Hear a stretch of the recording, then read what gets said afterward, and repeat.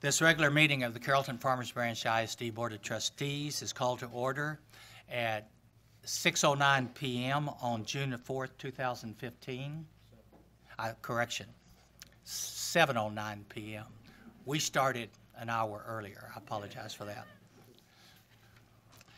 At this time, would you please join me in standing as Richard Fleming leads the board's opening prayer, and remain standing as Nancy Watton leads us to the pledge of the U.S. and Texas flag. Please bow your heads. Dear Heavenly Father, thank you for the many blessings that you continue to bestow upon our district. Thank you for another successful school year that you've given us. Please bless our teachers and our staff and our students as they embark upon their summer vacation. And as always, continue to guide our district's leadership. In Jesus' name we pray. Amen. I pledge allegiance to the flag of the United States of America and to the republic for which it stands, one nation, under God, indivisible, with liberty and justice for all. Honor the Texas flag.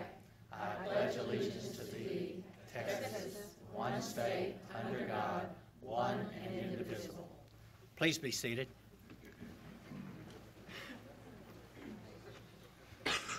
As a district, we dedicate all of our effort and resources to our goal of high achievement for all of our students. And the board uses this goal to guide all of our deliberation, decisions, and actions. You will get to see all deliberation, decision, and actions of the board in open session, with the exception of some items which may be discussed in closed session as stipulated by the Texas Government Code Section 551, which is commonly known as the Open Meetings Law. These items typically deal with personnel matters, consultation with our attorney, and real estate. For the record, all board members are in attendance, and we do constitute a quorum and can conduct business on behalf of the school district. Also, as required by law, as required by board policy, BBD local, at each meeting of the board, the president will announce, and it will be reflected in the minutes, the name of each board member who has completed the required training or who has exceeded the required hours of training or who is deficient in the required training as of the date of the meeting before any vote of the board is taken. Let the minutes reflect at this time that all members of the Carrollton-Farmers Branch ISD Board of Trustees have completed and exceeded the required hours of training for 2014 and are in the process of acquiring the hours required for 2015. And with that being said, we will move to agenda item 2, consider all matters relating to the May 9th, 2015 election of members of the Board of Trustees, including swearing in. Having run unopposed in the May 9th, 2015 board election, incumbents John Matthews for place 3, Richard Fleming for place 4 were re-elected. Each newly elected individual has been issued their certificate of election and have completed their statement of office. At this time, would Mr. Fleming and Mr. Matthews come to the front?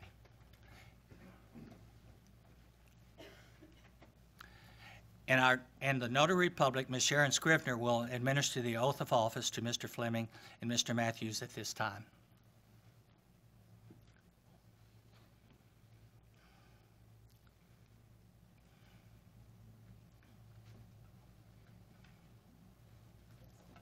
No, face this way, but go that way. Sorry.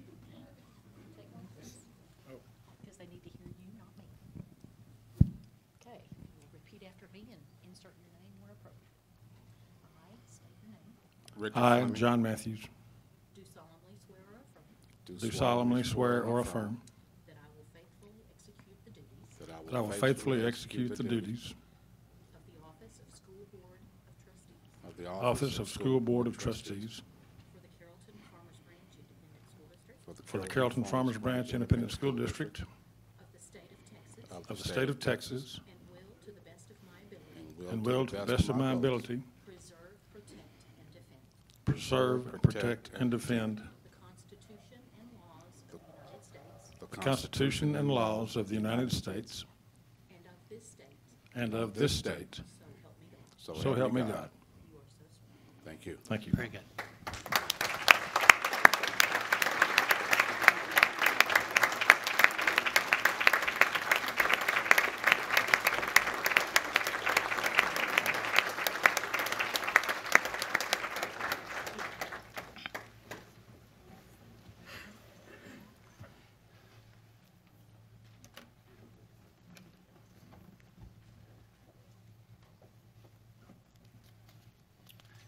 At this time, we will go to agenda item 3, recognition of special guests and announcements, and I will turn it over to Dr. Burns. Thank you, Mr. Good, members of the board. Audience, thank you for being here tonight. You know, I think we're doing better than the Rangers because I don't think they've had a standing room only crowd yet this year, but we do. So thank you so much for being here. This is special for a couple reasons. One, for the students here, they kind of know that this, I think they know. Did y'all know this is the last day of school? Students here? Okay, just checking, okay. So it's a special day for us in the school district. Anytime we complete the journey for lots of students, but especially for our seniors as they'll graduate on Sunday. So we have a lot of special guests here tonight. But the first group that we want to recognize are some of our employees that kind of work quietly behind the scenes, but without, we wouldn't be able to accomplish the great things that we do in this school district. And we call them MVPs, but that stands for Making the Vision Possible. And so tonight we are honored to introduce this year's MVPs. And especially for this group, they were noted for their great customer service. This year we wanted to make sure we placed an emphasis on taking care of our customers, our parents, our students, and also our internal customers, taking care of each other. And these MVPs tonight have done an outstanding job, and we are here to recognize them tonight because we call them over-deliver. They over-delivered on customer service beyond what was expected. And so we want to recognize those people tonight for that special accomplishment. And so I'm going to ask Mr. Good to join me in the front, and we are going to recognize these MVPs. All right.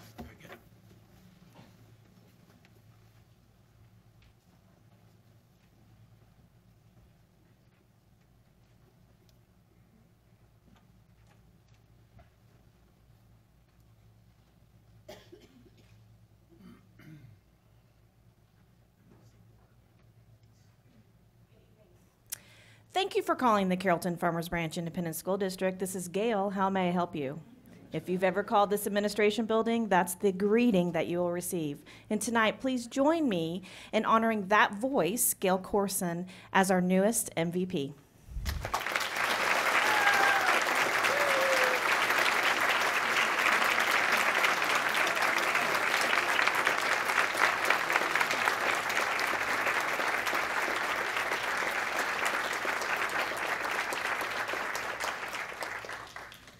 Whether it's giving you a warm greeting, a warm smile, or welcoming everyone into this building, Gail Corson does it all with a warm and caring heart.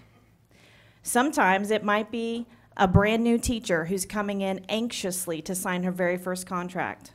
Or it might be an applicant who's coming in and who's nervously waiting for an interview. Or it might be a parent who has a question. But no matter what the situation is, whether it's a phone call or in person, Gail takes charge of that and welcomes them and treats them with dignity, respect, and with empathy. And that's why she exhibits the best customer service, because she makes everybody feel welcome, loved, and respected. And that's why we're honoring her tonight. Did you know that Gail has served as our receptionist for 17 years? And in those 17 years,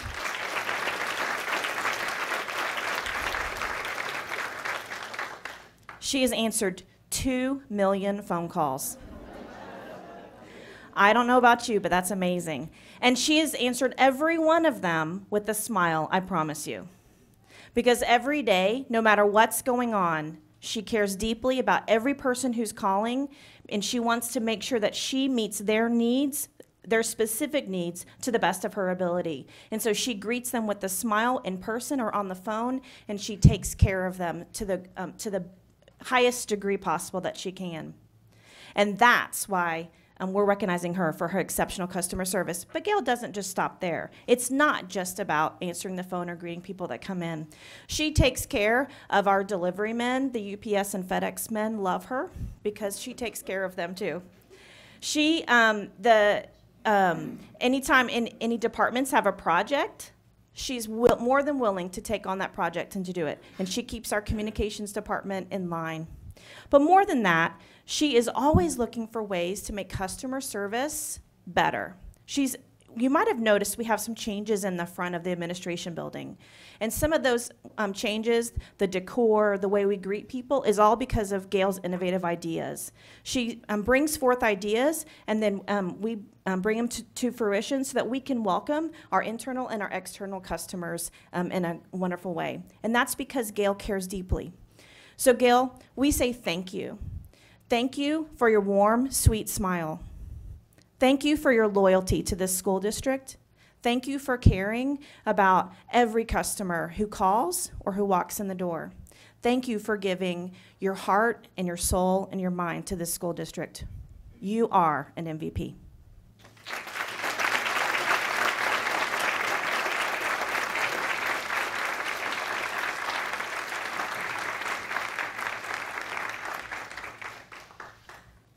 Good evening.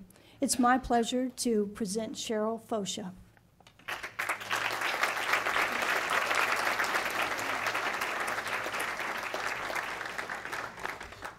Cheryl Fosha. Cheryl is a unique name. It's not S-H-E-R-Y-L. It's not C-H-E-R-Y-L. It's S-H-E-R-R-I-L-L. Cheryl.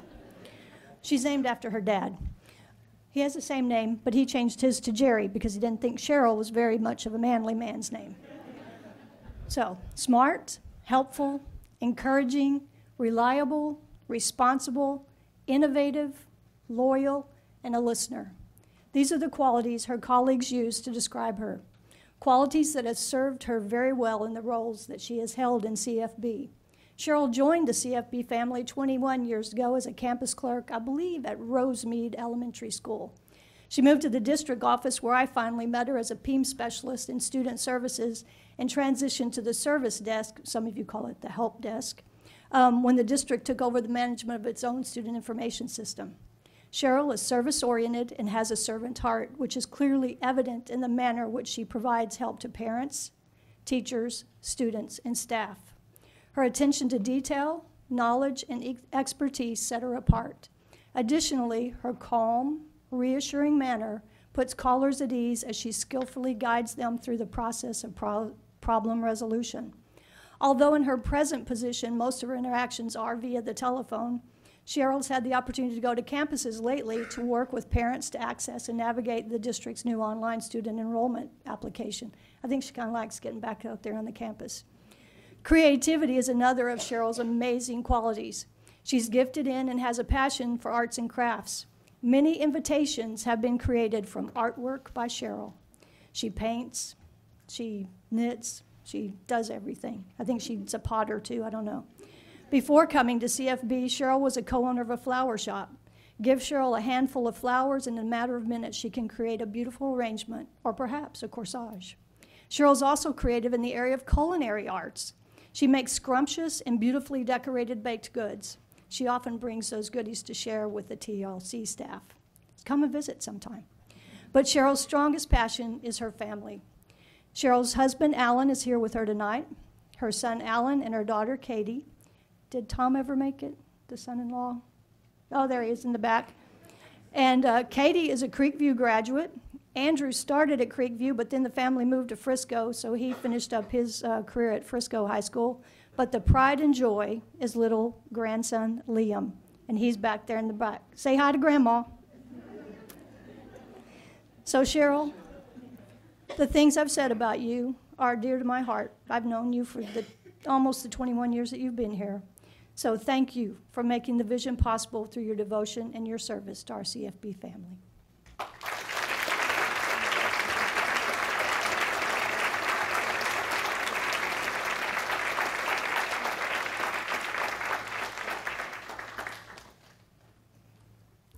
Dr. Burns, President Good, and members of the board, it's my distinct privilege to introduce to you Pam Appalucci, who's the Fine Arts MVP.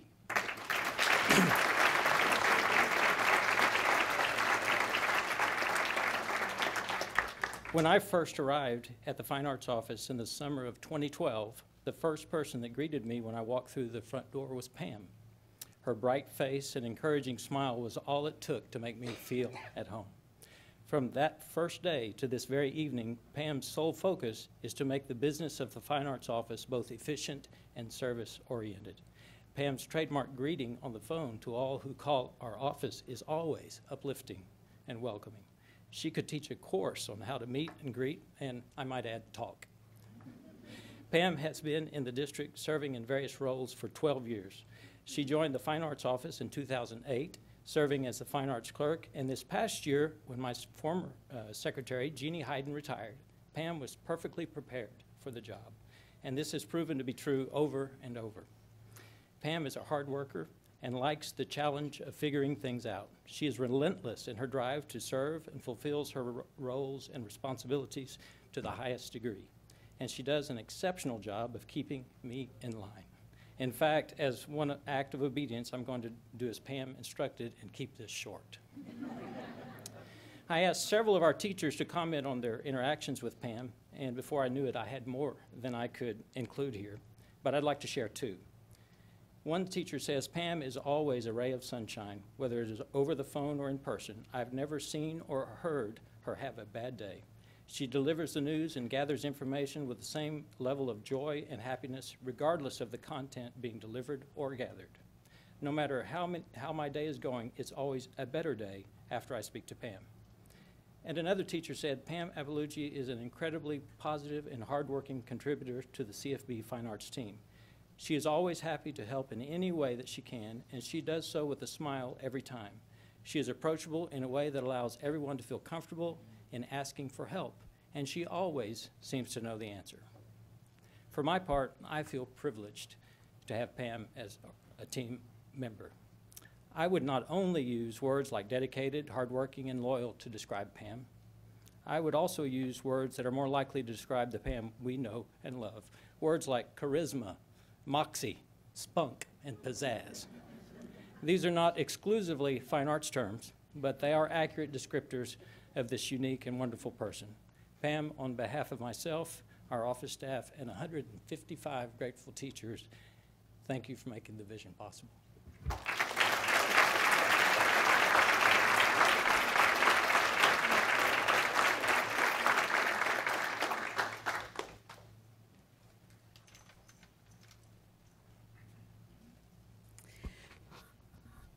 Good evening, Dr. Burns, Mr. Good, and members of the board. My name is Stephanie Lopez, and I'm the proud principal of Tom Landry Elementary. I have the privilege tonight of recognizing Pam McCorkle as our MVP.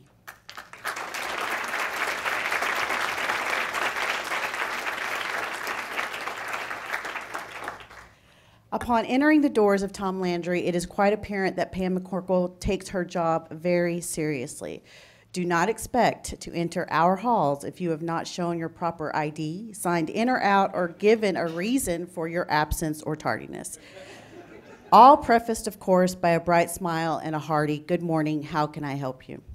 Ms. McCorkle is homegrown in CFB. She grew up in Farmers Branch, went to DeWitt Perry, and graduated from R.L. Turner High School. Pam first started working at Tom Landry in 2002 when she was hired by Bonita Gordon in the very same position she shares now as registrar. Mrs. McCorkle comes to work every day because she feels Landry is her extended family, and we feel the same. She sees how the staff lifts each other up through the ups and the downs, and in her very own words, working with the children keeps my spirit tender and keeps me young. I love getting the hugs, kisses, and seeing the smiles as I walk up and down the halls. Pam's pride is also evident whenever you hear her speak of her family. She's joined tonight by her husband, Ken, and her mother, Audrey McCorkle. She is the proud mom to Dustin, who lives in New Jersey, and Daniel, who lives in Wyoming. And Pam is also the loving Mimi to Selena, 4 years old, and brand new 8-month-old Stefan. She has quickly acquired 21st century technology skills as she has had to learn to Skype with her big babies and her grandbabies. The staff at Landry sees Mrs. McCorkle as an expert on our campus. She is thorough, organized, and always busy. I'm proud to have her serving as the first point of contact on our campus. She embodies customer service and the over-deliver attitude. Ms. McCorkle is a true representation of what it takes and means to be Landry strong. For all these reasons and many, many more, I'm proud to present Pam McCorkle as Tom Landry's newest MVP.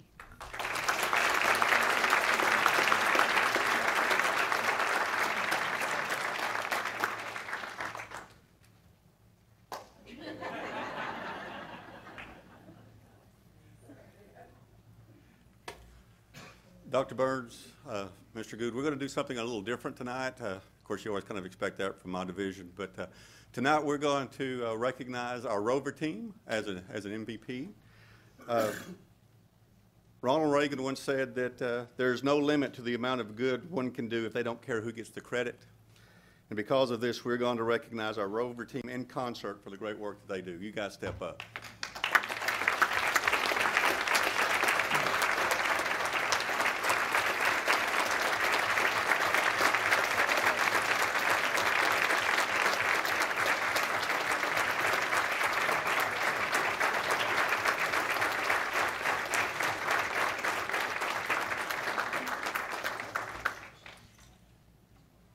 If you'll notice, virtually everyone that's an employee of the district is standing up, because there's probably very few people in district that these guys have not influenced or affected at some point in their career.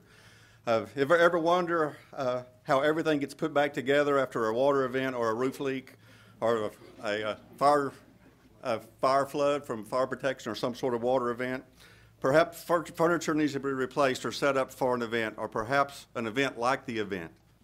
Sound confusing? These guys perpetually take the ordinary and make it routine. A few years ago, I was at my desk and the phone rang, and of course, you never really know when the phone rings what's going to be on the other end, but there was a young man on the phone. He was very much exasperated. He was at a campus. He had dropped his daughter off and found out that there was no water at the campus. The city had informed him that it was going to be off the majority of the day, and he had called me to try to let him know when our determination would be to cancel school for that day. And I said, well, sir, we probably won't, because our rover team is en route and they're taking water. So we'll manually operate the plumbing. They're taking bottled water so the kids will have water. Our food service group are making cold sandwiches. We're taking hand sanitizer so that the kids can stay clean and sanitary. So after a kind of a long pause on the phone, he goes, so really you guys are just kind of handling everything. It's taken care of. Well, that's what these guys do. And every day they do it. They're magical. They come from the land of unicorns and rainbows. Ask any administrator that has been caught in dire straits. They're superheroes. They just don't have the tights. So individually, well, in our group up there, we got Felix the cat Nin.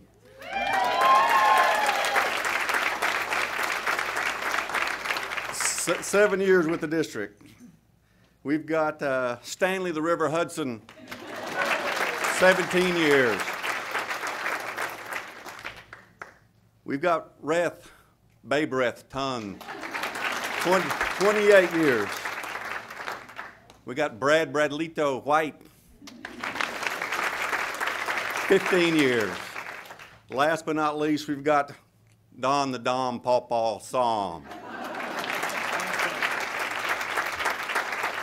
34 years in district. Miss Warnock wasn't even born yet when he started.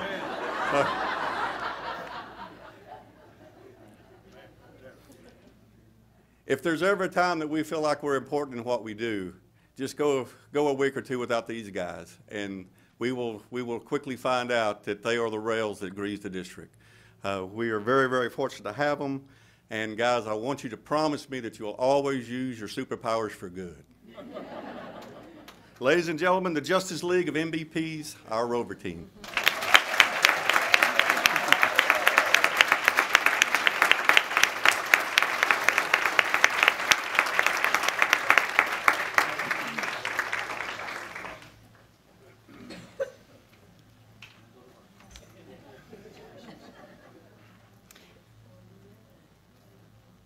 Mr. Good, Dr. Burns, members of the board, it is absolutely my pleasure. My name is Georgianne Warnock. I'm the Associate Superintendent in CFB, and it is my honor to recognize Rosie Puentes, my assistant, as our MVP.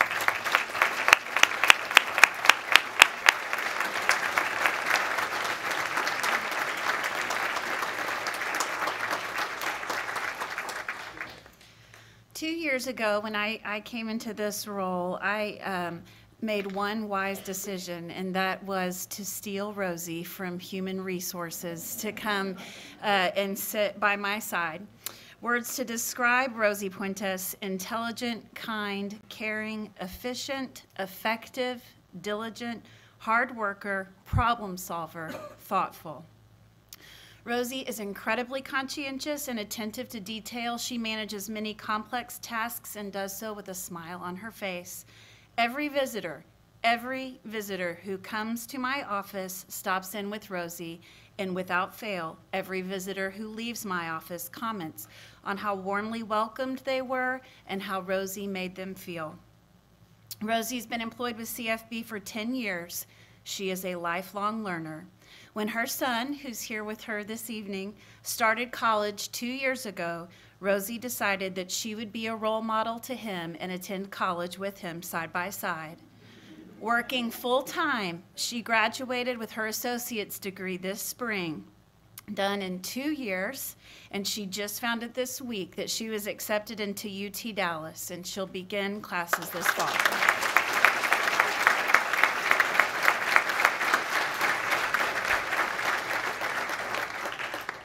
One day soon, she will be a speech pathologist, and selfishly, I hope it's not too soon, but for the good of the children of this district, we hope that her work will continue in serving children in CFB. There is no elevator to success. You have to take the stairs. Rosie Puentes takes the stairs. She works hard and shows kindness in her work every single day to everyone she meets, and this is how she makes the vision possible in CFB and why we are so blessed she chooses us as her professional home. Thank you, Rosie.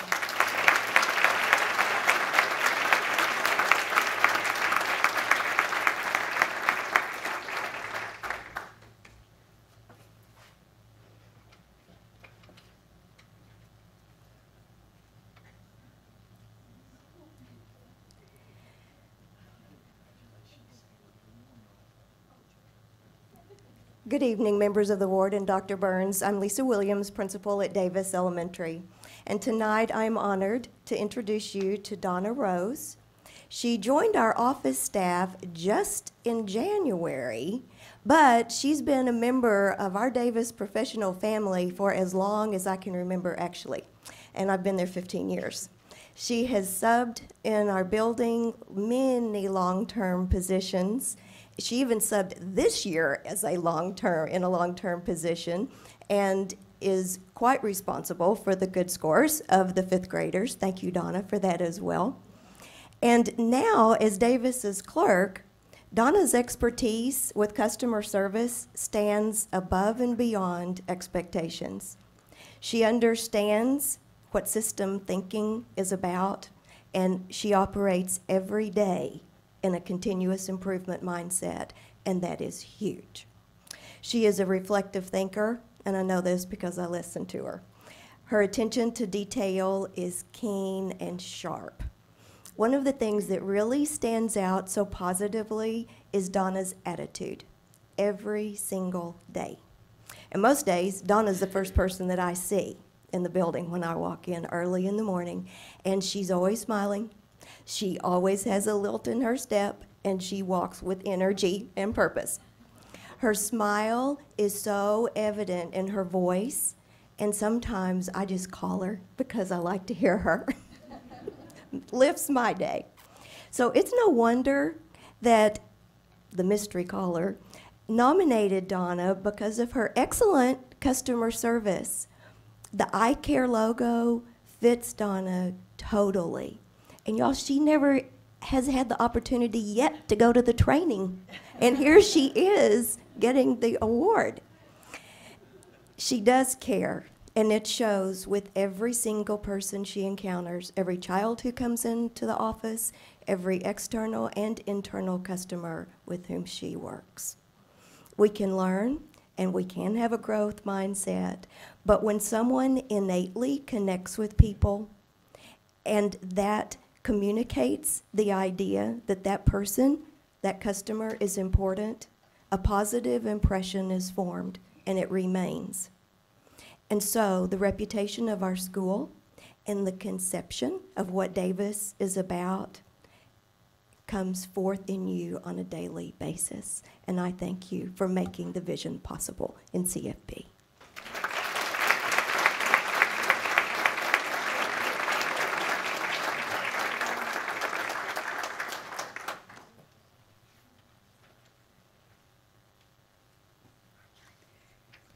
Good evening, Dr. Burns, Mr. Good, members of the board, and colleagues. My name is Brianna Fox, and I have the honor of serving as the Country Place Elementary principal. Our Country Place motto is work hard, play hard, and I am pleased to introduce to you a person who lives out this motto every day. Please join me in celebrating the newest Country Place MVP, Ms. Jane Theobald.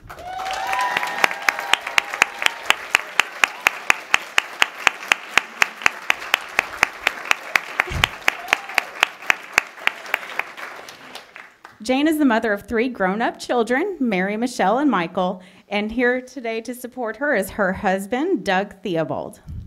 I'm so excited to tell you a little bit about Jane what makes her so valuable to our school and district, because Jane is just fun.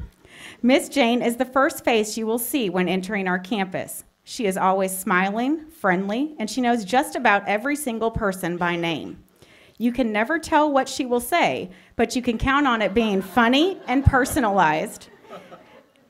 There may be a line out the door of students who are tardy for school, but Jane stays calm. She looks at each child and tells them she is so glad they are at school today. She always includes a comment that is tailor-made for that individual student. She might ask how a little sibling is doing or if they played a soccer game lately, because Jane knows just about everything about everyone. A tardy student may come into the office upset or dragging from a rough morning, but Jane gets a smile and sends them to class ready for the day. She is rather impressive to watch.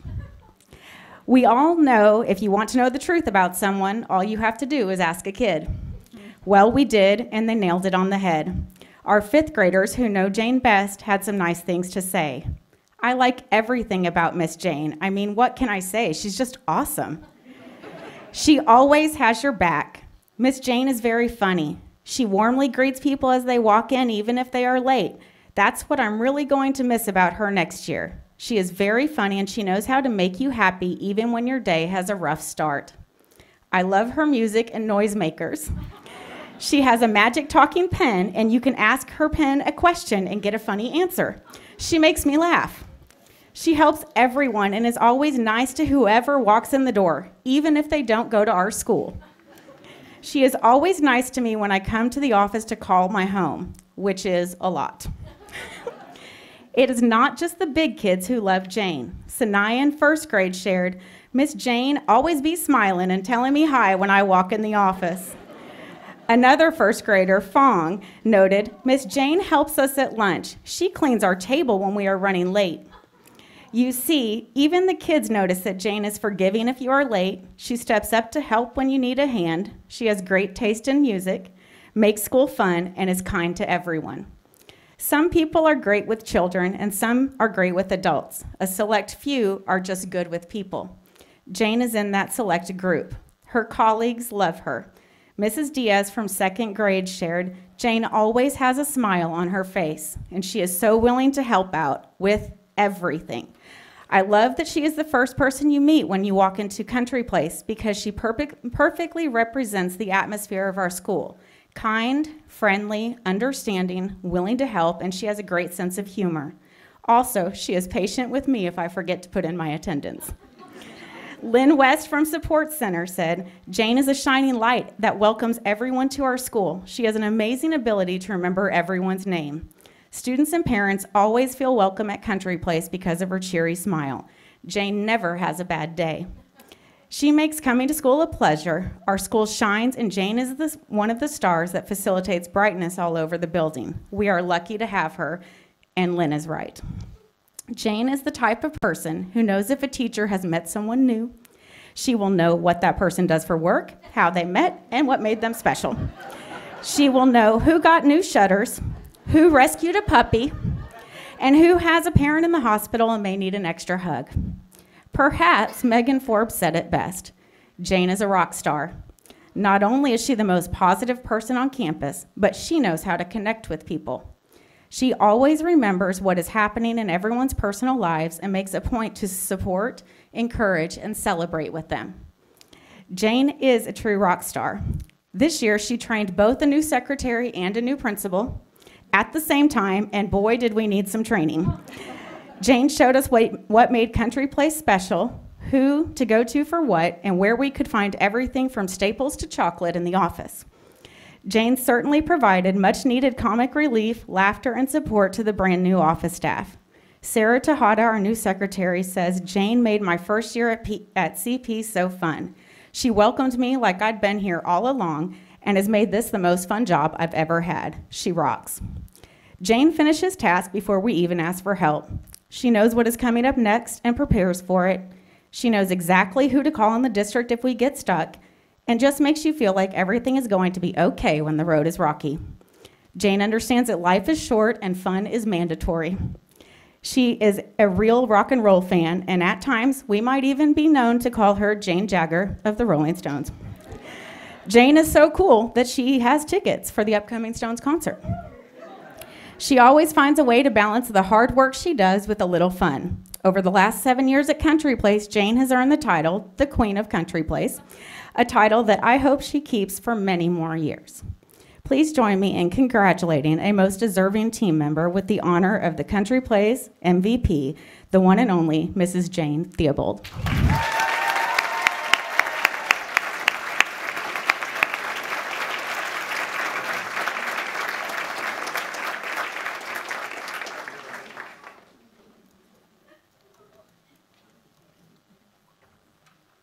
We make it no secret in this district that our one goal is about student achievement.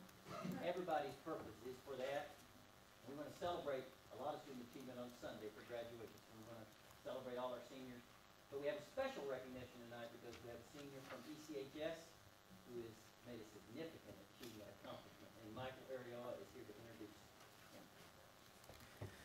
Good evening, members of the board, Dr. Burns, colleagues and guests. I am Michael Ariola, and it is my honor to serve as the principal of Early College High School at Brookhaven College.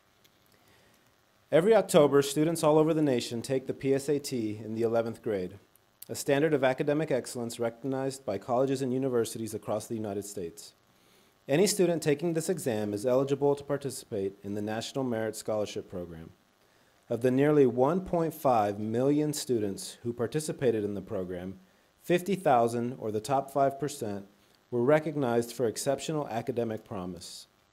Of the 16,000 National Merit semifinalists, 8,200 emerged as National Merit finalist scholars. This group of students represents the top 1% of students worldwide on their academic accomplishments and SAT exam scores. It is my pleasure to introduce the first National Merit Scholarship finalist in the history of Early College High School, Mr. Jose Carpio.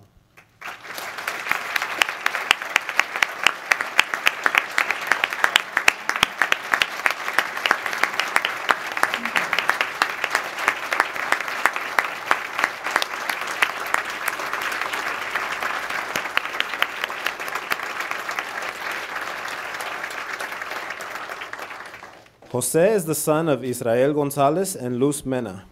Jose will attend Columbia University this fall with plans to major in English. We are very proud of the accomplishments and to be associated with Mr. Jose Carpio.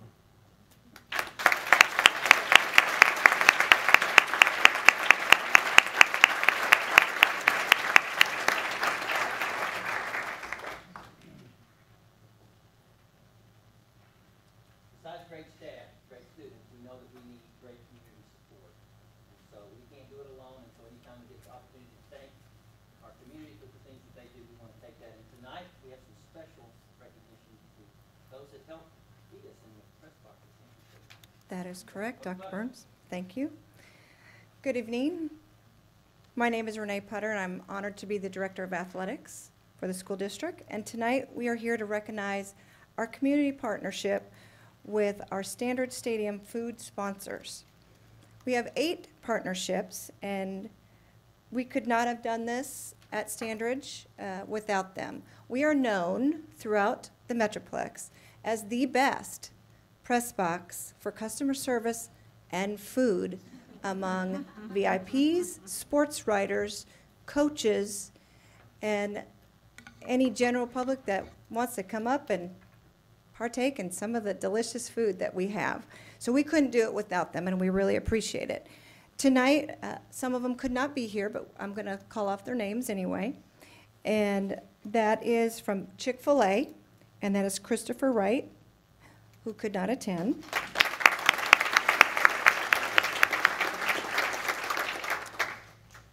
Jason's Deli, and that is Jason Kipler, who is the area manager, could not attend. And I want you to know that it is graduation weekend, so they are busy with a lot of orders fulfilling that, so we do appreciate the ones that are here. Who else could not attend tonight would be Marshall's Barbecue, and that is Amber Rickman, the catering manager.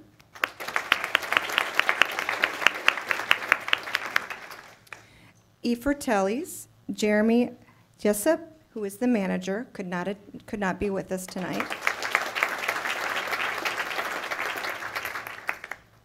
And Victoria's, Francis Alvarado and Christian Alvarado, the owners. Sorry, they couldn't be here either.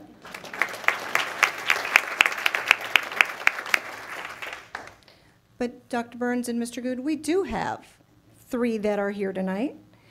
First of all, it's Raising Cane's, and this is Stephen Millen, the general manager. This is the Addison location.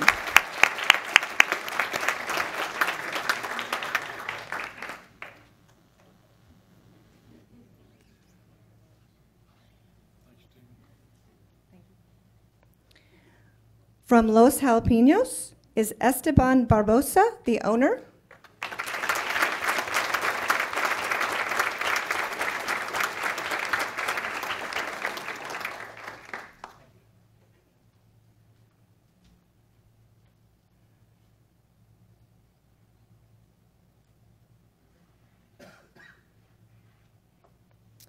And our last one, who is a product, an alumni of CFB, who has went to Central Elementary, Perry Middle School, and graduated from R.L. Turner, that is David Blair, the district manager of Heart 8 Barbecue.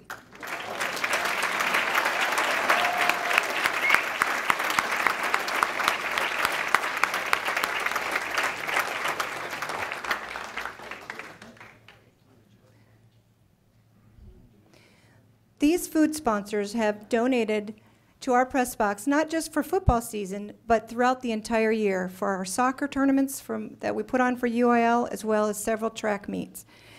And we could not do this without them. So thank you again for being our community partnership and sponsorship.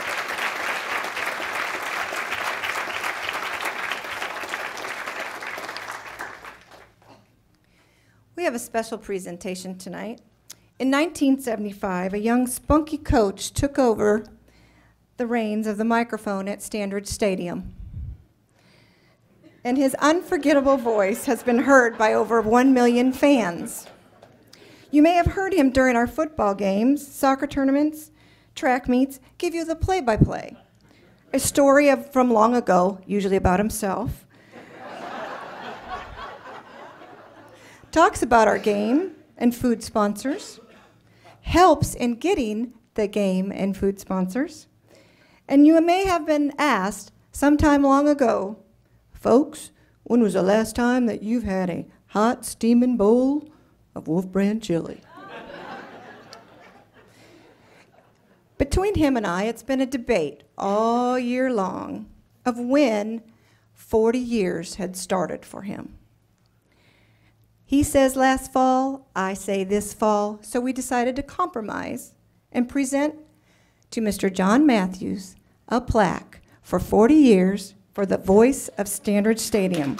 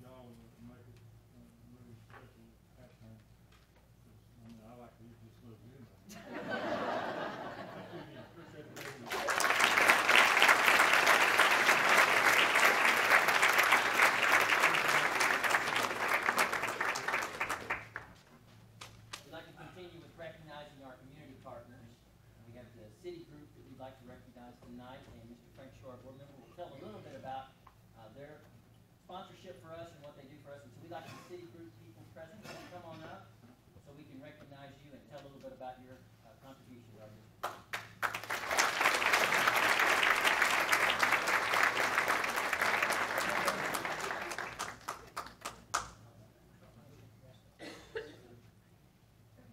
You get elected to hold it. Tonight, on behalf of the Carrollton-Farmers Branch Independent School District Board of Trustees, it is our honor to recognize City for their involvement in our partnership and education program. We are thankful to have a relationship with City. Their constant outreach is an example of what is possible when a public school and a community of caring individuals work together to be partners in the education and welfare of our students. Our partnership with City has impacted many areas in our district.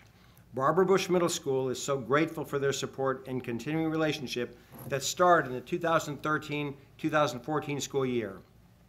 It began with over 24,000 school supplies. That was over 24,000 school supplies hand-delivered to the campus on the first day of school. Our students in need are still benefiting from that generous donation. Along with the mountain of school supplies, $5,000 was also donated that allowed the development of a student leadership program on campus that continues today. City hosted these students on their Las Colinas campus this past fall for a day of learning beyond the walls of the classroom. The students had the opportunity to tour the business areas, attended social media training, bank teller training, interacted with employee diversity network members, and got to see the state-of-the-art City Technology and Security Command Centers. This gave students the opportunity to actually see and experience firsthand the real world that we are preparing them for. Over the course of the day, several students were overheard saying, "I can do this." Their support continued with City's Women in Technology volunteers spending a morning with the Bush Middle School Girl Talk Club, presenting materials to create an interest in the IT field for young ladies. It was a highly engaging presentation that no doubt may have changed the trajectory of a few Bush Broncos. Barbara Bush Middle School is extremely thankful and fortunate to have a community partnership where they not only talk the talk, but walk the walk. Barbara Bush Middle School hopes to continue the relationship, looking for the next opportunities, and help to strengthen the bridge between our campuses in hopes that our Broncos may one day be successful City employees leading future Broncos on tours. The support from City did not stop with their contributions at Bush Middle School. City is also a strong supporter of the CFBISD Educational Foundation. City sponsored the annual Unsung Heroes Teacher Appreciation event. They also made an impact on our students by donating hundreds of backpacks and thousands of school supplies to CFBISD through a back-to-school partnership with MetroCrest Services. At City's Veterans Day events, CFB ROTC played a part in their event at City's Las Colinas campus. Assisting CFBISD with the impact of health and fitness, City donated dozens of pieces of fitness equipment and machines to the CFBISD athletic department. This equipment is being used to increase the strong bodies and good health of our students and staff at CFB. On behalf of the Carrollton-Farmers Branch Independent School District Board of Trustees, and with James Good, President officiating, and Dr. Bobby Burns, Superintendent presenting, it is our privilege and honor to present this recognition of thanks to City. City has truly exemplified a meaningful partnership between our community and our schools. Accepting this plaque and representing City is Kristen Worthington, Anna Mendoza, Elva Barica, Shampa Mal, and Lesha Crutchfield.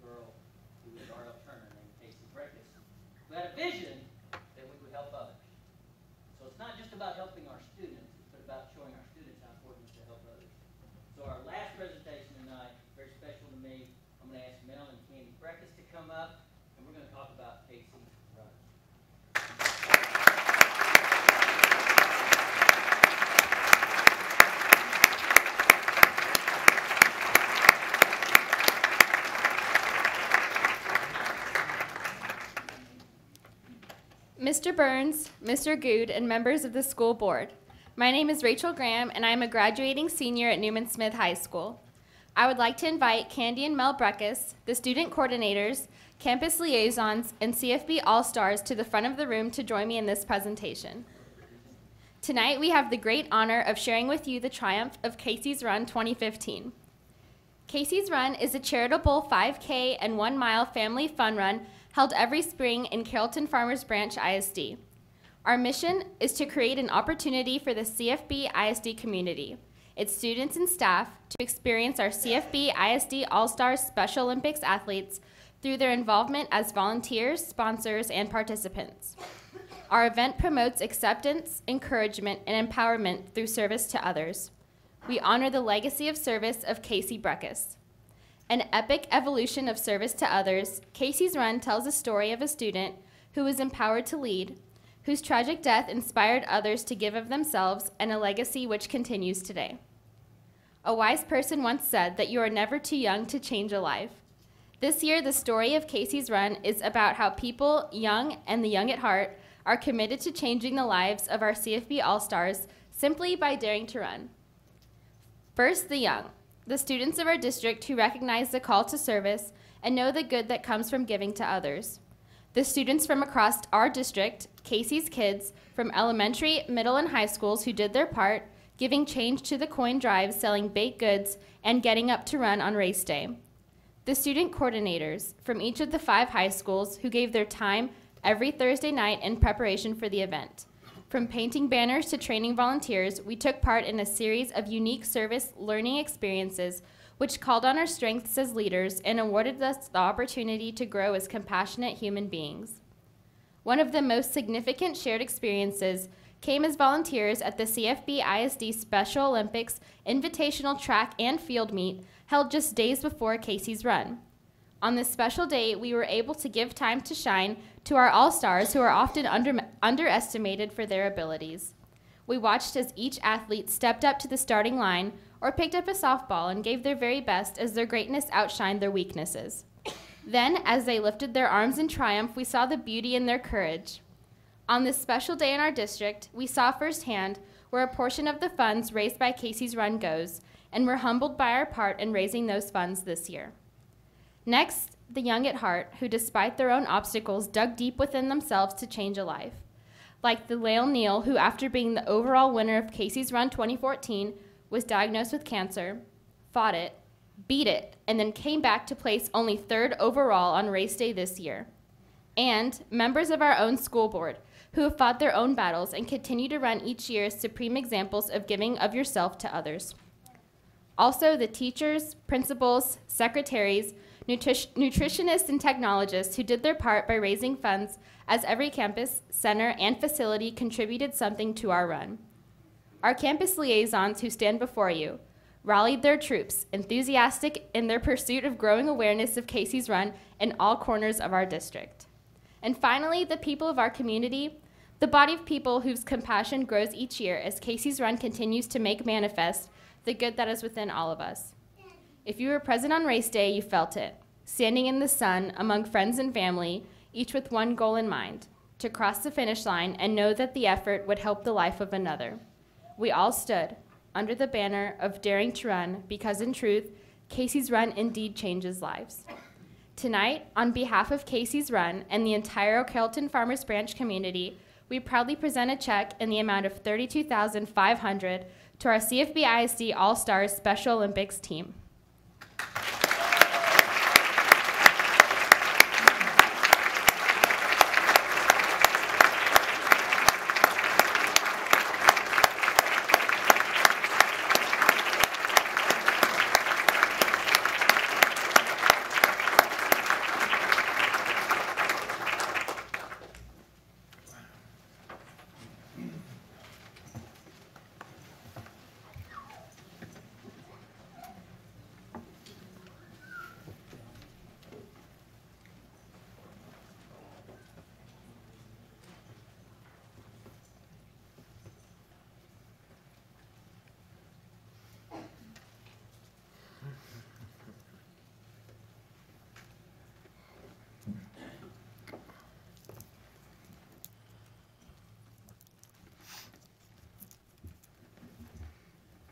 Mr. Good, members of the board, that does conclude our recognitions tonight.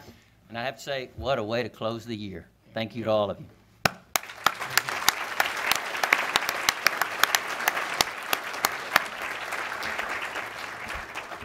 Allow me just a couple of minutes to make some comments. For our MVPs, we do not, as board members, have the privilege and opportunity to see you on a daily basis. Many of you throughout the year, we probably will never see you because we have different schedules. But when it comes to the success of our students, we are strongly aware of the impact of everyone in this school district, what their influence will be to help students be successful. Many of you are frontline individuals. You see those students every day. Many of you work behind the scenes, and you just see students just passing as you are in the process of resolving problems throughout our school district. And it's such a thrill to be able to come here this evening, at least one time a year, that we can say thank you to all of the great things you have accomplished in our district to make it successful. But it goes beyond that because we as a community, it requires so many people being involved in our community to make it successful. And you have seen that from our business partner with Citibank, all the many things that they have done. But even for Casey's Run, which has been, I'm guessing, is this 12 years? I can't remember the exact date, but it's been close to that. But it's been such a joy to see what we as a community can do, not only to recognize somebody who was very important to us as a student in our school district, but the impact that she has had for all these many years. And we're also thankful to all of the individuals who make halftime very enjoyable at Standard Stadium. But especially we're also want to recognize one young man from Early College High School with his academic success, which is we are so proud of, and we hope that he will continue to represent our school district as he goes through his college career and even into his professional career, that we can be mindful of the fact that we have had a small part, or maybe even a major part, in his success academically. And we are truly thankful for that, for everyone that impacts our community. And if you've seen, it's both students and individuals who work in our district. And I guess especially I should say something about Mr. Matthews. Mr. Matthews. But I've been honored to have known John for, I don't know. 40? I haven't known him all 40 years, but many decades, let's just put it that way. And John, it's just wonderful to have a representative of our school district of the personality and the nature of John Matthews. He has truly exemplified what it is to be a true supporter of Carrollton-Farmers Branch ISD for all these many years. And so, John, thank you. And thank you to all of our MVPs. And I did not skip Citibank, I believe. They may have already left, though. But anyway, the business partnerships have always been very important to us. So thank you all for that. With that being said, we're going to move on to agenda item 4, which is reorganization of the boards. 4A is board officer election, board president. And with that, I'm going to turn that over to Dr. Burns. Thank you, Mr. Good. Members of the board, it's my honor now to conduct the office of president for Carrollton-Farmers Branch ISD, and I now open the floor for nominations for president. Mr. Shore. Dr. Burns, any of the 6 of the trustees to my left would be very capable. But I like James Good least. And because I like him least, I nominate James Good for president, and I hope we condemn him for another year of that position. Yeah. Thank you, Mr. Shore. Let me just go through the parliamental procedures here. No, say it again. Let me go through the procedures. Under Robert's Rules of Order, no second is required for nominations. However, are there any other nominations for board president from the floor? Seeing none, hearing none. Seeing none and hearing none. Nominations are now closed. Congratulations. I think, congratulations, Mr. Good. Very good. Condolences.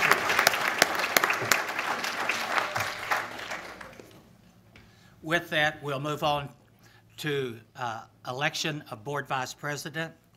At this time, the floor is open for nominations for the position of vice president board of trustees.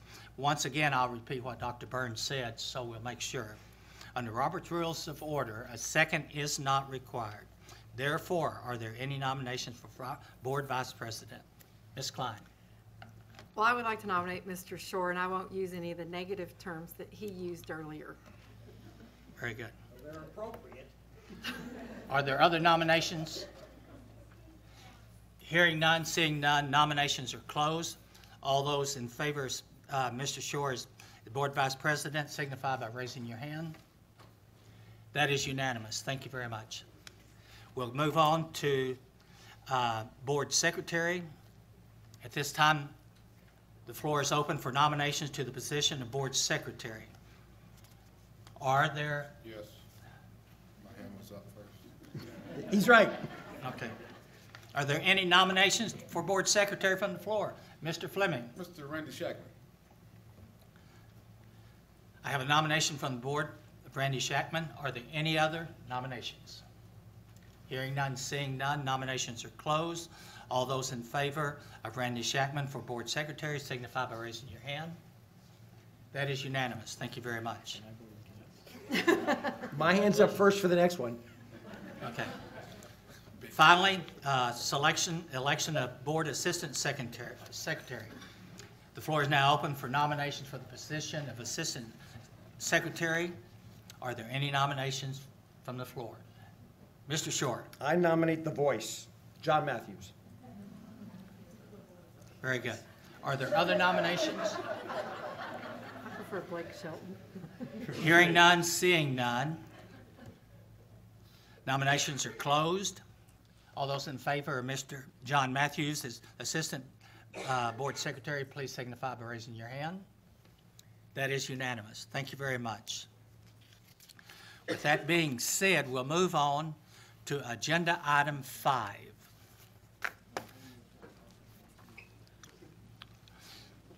Agenda item 5 is presentation and discussion regarding Board of Trustees structure and election process, including Board Policy BBB.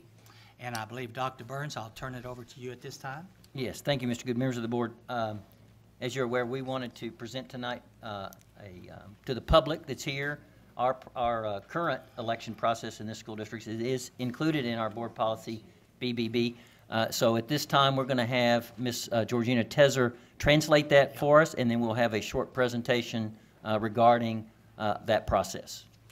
Presentación y discusión sobre la estructura y el proceso de elección de la Junta Directiva, incluyendo norma directiva BBB.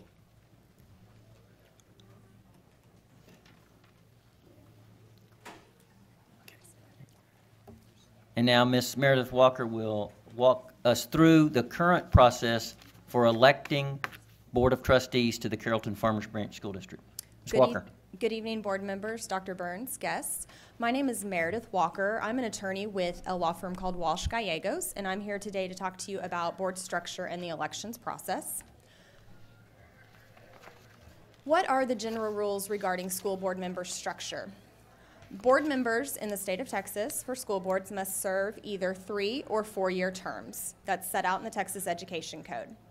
Elections for 3-year terms must be held annually, and the terms of 1/3 of the board members, or as near to 1/3 as possible, must expire each year. So when you have a 3-year term, or you have 3-year terms for your board members, what's going to happen is you're going to have an election every year. And for 7-member board, those elections are going to look like 2 members up in 1 year, 2 members up in 1 year, 3 members up in the other year, and you're going to repeat that each year. If you have 4-year terms for your board members, the elections for those must be held every 2 years. And the terms of 1/2 of the board members, or as near to 1/2 as possible, must expire every 2 years. So when you have a 7-person board, what that election cycle is going to look like is every other year, you're going to have 4 members up, and then you're going to have 3 members up. Board policy must state the schedule on which specific board members' terms expire. So it brings us to how board members represent the district. In general, the election of board members is by numbered positions in accordance with Texas law. And by numbered positions for the Carrollton-Farmers Branch ISD Board of Trustees, there's 7 positions. Board members can either be designated by number, position, and voted at large. And at large is a designation by which office holders or members are elected to represent the entire district. So if you imagine the district as a pie, when you're at large, each of the members is a trustee for the entire pie, the entire district. By contrast, a single member district is an electoral district within the greater district geographical area that is represented by 1 office holder or 1 member of the Board of Trustees.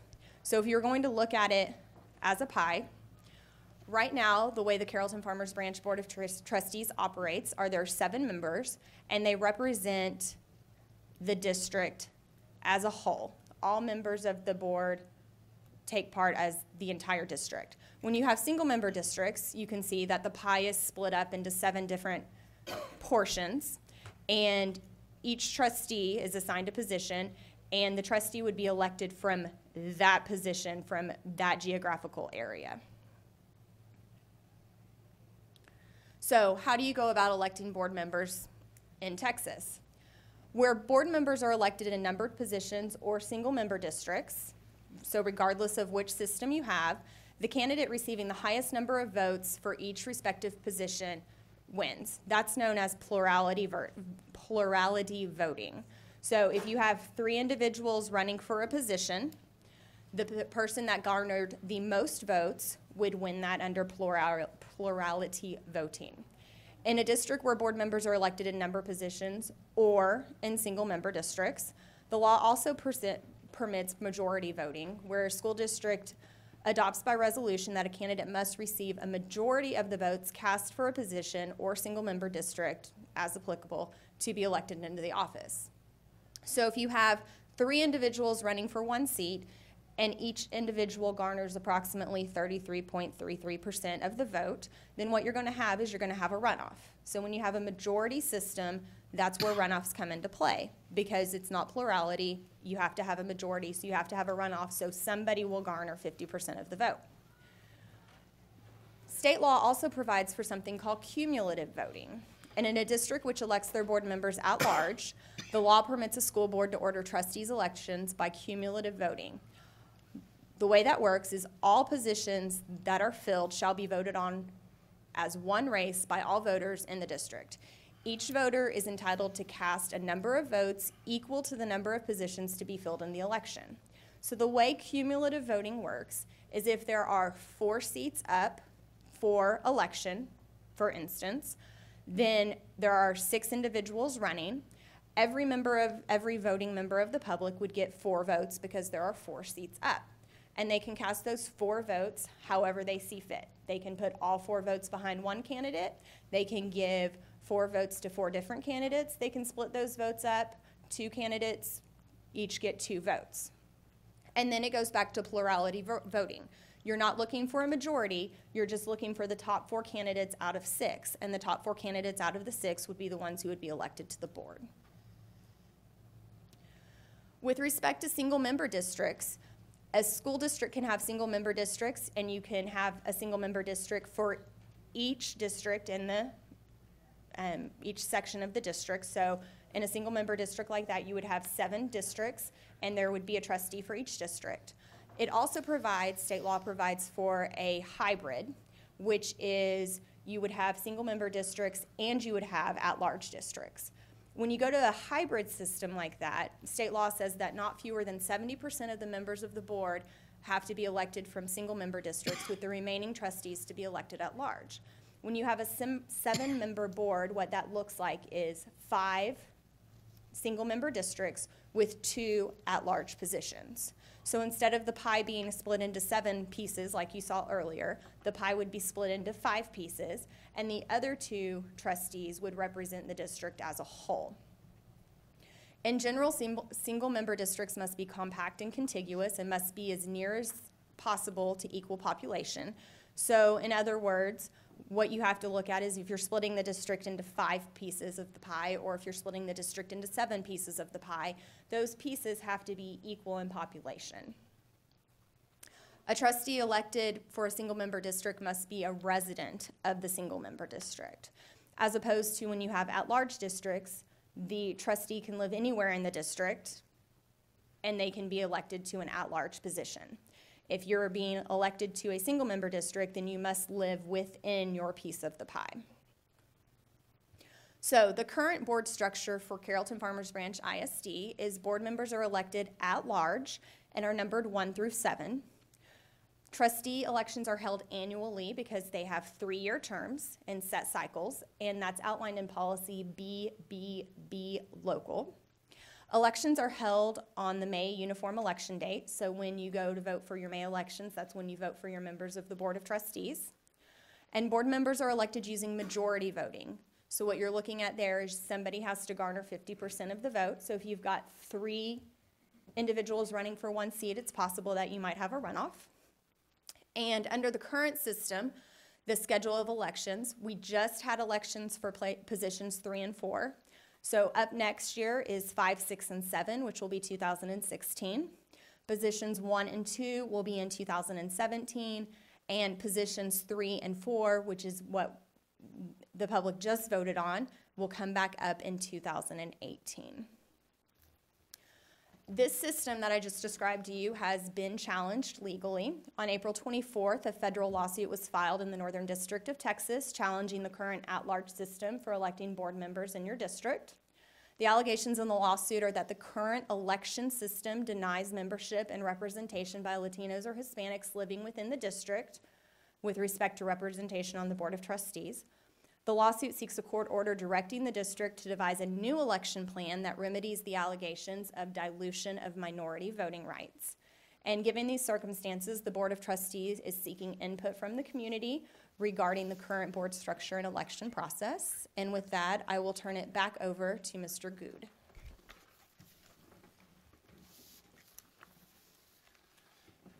At this time, we'll open this meeting for public comment regarding Board of Trustees structure and election process, including Board Policy BBB. Comentario público sobre la estructura y el proceso de elección de la Junta Directiva, incluyendo norma directiva BBB. If you would like to speak to the board regarding this item, if you would come up to the microphone, introduce yourself, tell us where you live, and we will allow you your personal comments to be made. Okay. For this? Yeah. Okay. Yes, sir. Hello, good evening. My name is Guillermo Ramos. I'm an attorney, and I'm also a product of this school district. I went to Fresno Elementary, Dan F. Long, and then I graduated from Newman Smith. I also live in the school district, and I run my law practice out of this school district. I want to take the opportunity to address the board. I'm here today to share my thoughts about the electoral system utilized by our board and the school district. As many of you know, I recently filed a lawsuit against the district, seeking to have it come into compliance with the Voting Rights Act of 1965. The purpose of the Voting Rights Act is to remove obstacles that dilute the participation of minority groups in the election process. As you know, the school board's 7 trustees, as was just stated in the presentation, are elected at large. The at-large election system allows the majority vote to vote as a block in a way that usually vetoes the minority community's candidate of choice. I want you to consider these facts, that according to the 2013 American Community Survey, it states that approximately 23.5% of the residents within the school district's boundaries are Latino. The total citizen voting age population in this district is a little over 17% Latino. And as of 2013-2014, the district's student population was about 55% Latino. Now, given these demographics, one would expect that a Latino would be on the school board, but yet we don't see any. Under the current electoral system, every Latino candidate for the school board has been defeated since 1995. Demographics analysis shows that the Latino population is large and geographically compact enough that one or more single-member electoral districts could be created in which the majority of eligible voters are Latino. And once these opportunities are created, they work. In Farmers Branch, the first Latina was elected in the history of the city was elected city council after single-member districts were adopted. More recently, just this May, a Latino candidate serving in Grand Prairie's ISD's newly created majority Latino district was elected. We should embrace the opportunity to affect change in our local school system. We should embrace the opportunity to move the school district forward. Not doing so penalizes our community, our taxpayers, and our students. There are several recent examples, including the city of Farmers Branch. The city council there were, excuse me. There are several recent examples, including the Farmers Branch City Council, where local municipal bodies cumulatively have spent millions of dollars defending antiquated and unlawful election systems, only to lose a trial and to be forced to adopt a new electoral system. Let us learn from those lessons and the wonderful opportunities that were created for the citizens and the children in those communities when they adopted change in their electoral process. I believe in our democratic process, and it works best when it's all-inclusive. I hope we will move to change the electoral system utilized by this school board, and in the process give every citizen in this local community the voice they are entitled to in the political process. Thank you. Thank you, Mr. Ramos, for your comments. At this time, before we continue with agenda item 7, I think, oh, pardon? Okay, I believe we have someone else who would like to speak. Yes, ma'am, go ahead. Yes, my name is Pat Edmiston, and I live in Farmers Branch. I just want to say it is my opinion that what the courts chose to do for Farmers Branch has been a disaster. This past spring election is a perfect example. We had 2 seats up, so that meant only 2 districts could vote. 3 districts could not vote.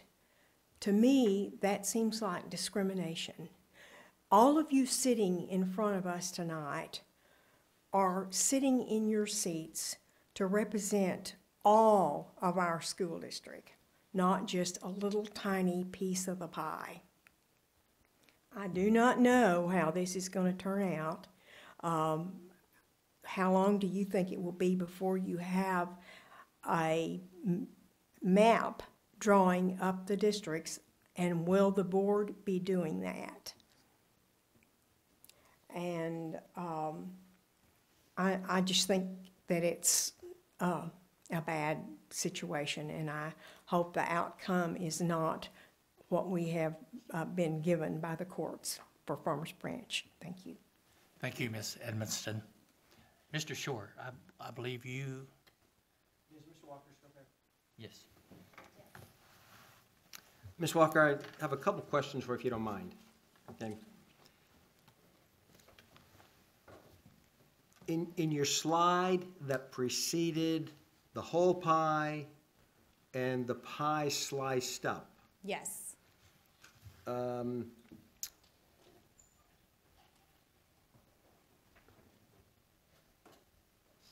Yeah, if we look at the last bullet point, actually the second and third, second to last and last bullet point, you talk about, or at least the slide references trustees who are elected to represent the entire district or represent a slice of the district. Yes. Okay, that word represent confuses me because my understanding is that each of the 7 members of this august body are trustees. And in one of the continuing education seminars that I attended when I was wet behind the ears as a trustee, it was emphasized that we are trustees and designated as trustees for a reason. And so my question to you is the word represent used to connote that school board trustees are representatives like the House of Representatives are in our state legislature and like our Congress? Or is it more to say that, well, your responsibility is as a trustee, but if you have single-member districts, you must reside in that particular slice of the pie? The latter is correct, because you are trustees, not representatives like we have in Congress or in the Texas legislature. But you are correct that if the district did go to single-member districts, that a trustee who was running for a single-member district would have to reside in that district, and because of that, he or she would be coming from that specific district. But we're not to be considered as representatives, are we? No. Okay, thank you. I just wanted to make certain that my thought process wasn't off base in that. No, you are correct. Are there any other comments? If not, this public comment section, we will close and move on to agenda item 7. Oh, excuse me. Yes, sir.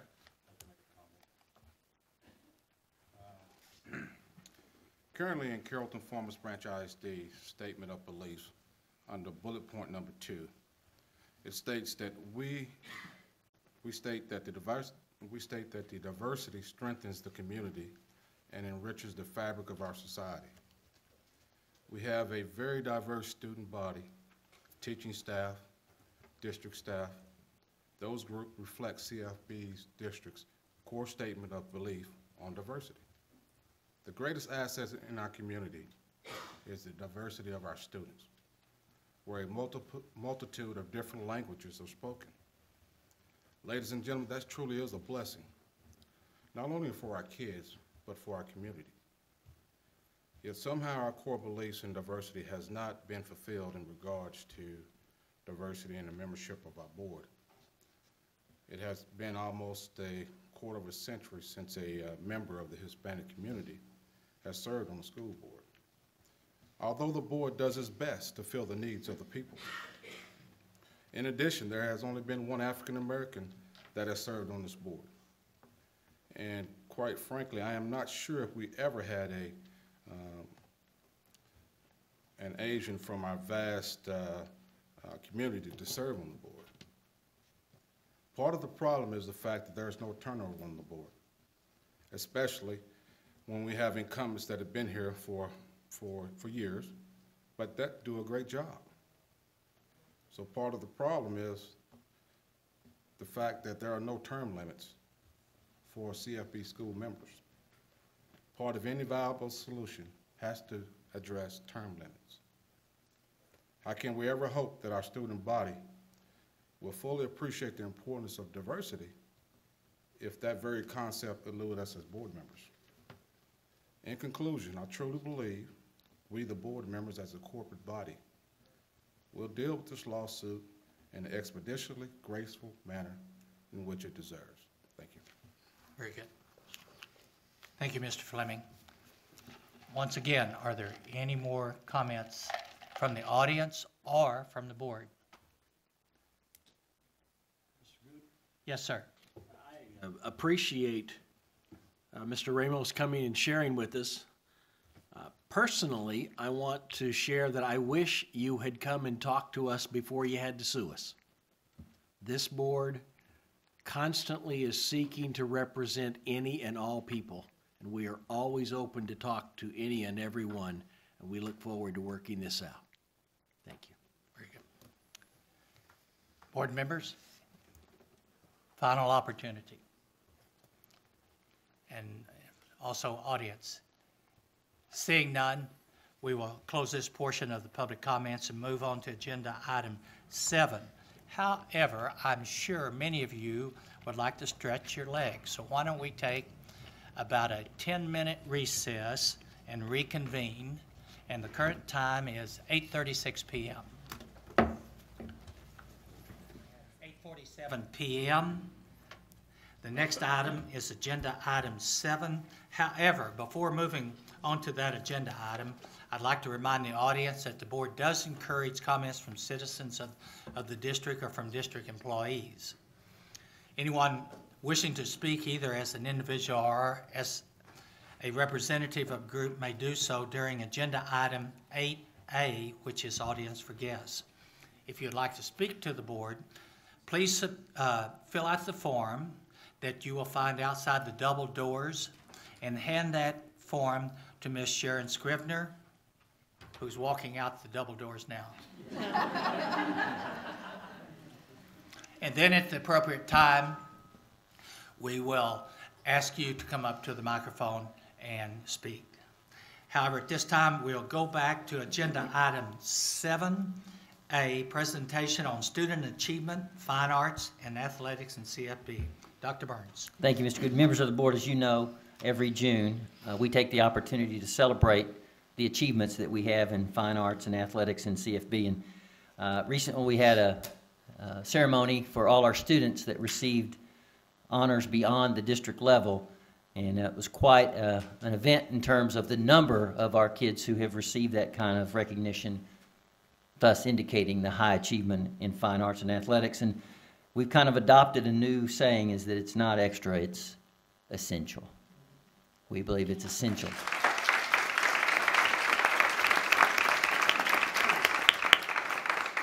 And so tonight we're going to celebrate some of those essential curricular activities in fine arts and athletics. And Ms. Warnock, do I need to turn it to you or give it to Mr. Farr? Or? Sure. I would be pleased to introduce Okay. our We'll speakers who are going to be joining us tonight. This year the board has studied the book How People Learn, from the National Research Council.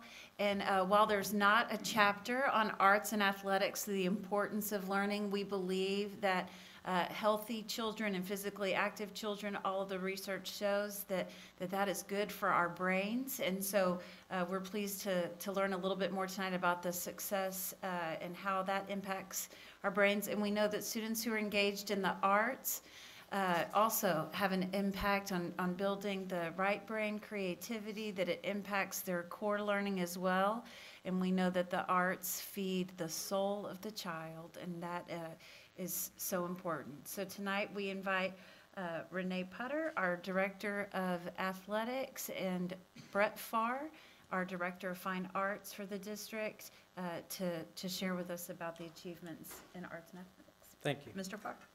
Dr. Burks and Mr. Good and members of the board, every year I'm overwhelmed with the extraordinary talent of both our students and our teachers, and this year is no exception. Before I introduce our video, I would like to take a brief moment to thank a few people. First, I would like to thank Mr. Michael Valentine, who provided the narration for our video this evening. And then also a big thank you to Mr. Jason Wheeler, Mr. Rick Sands, and Mr. Jack DeGalia for their help and advice in putting our production together. I would like to take just a moment to thank my office staff. Dawn Valentine is our coordinator of fine arts, and Dawn does exceptional work every day on behalf of our teachers, and I really appreciate the work that she has done, particularly on this video. Next, you've already met Pam Appalucci as an MVP this evening. She's our secretary, and she's done a seamless job in transitioning into this position from last year. And in just a minute, we'll have them all stand and give them a round of applause. And then finally, Kathy Jackson, who is new to us this year. Kathy serves as our clerk, and her calm demeanor and friendliness are a welcome addition to our family. So would you please, you three, please stand and let us thank you.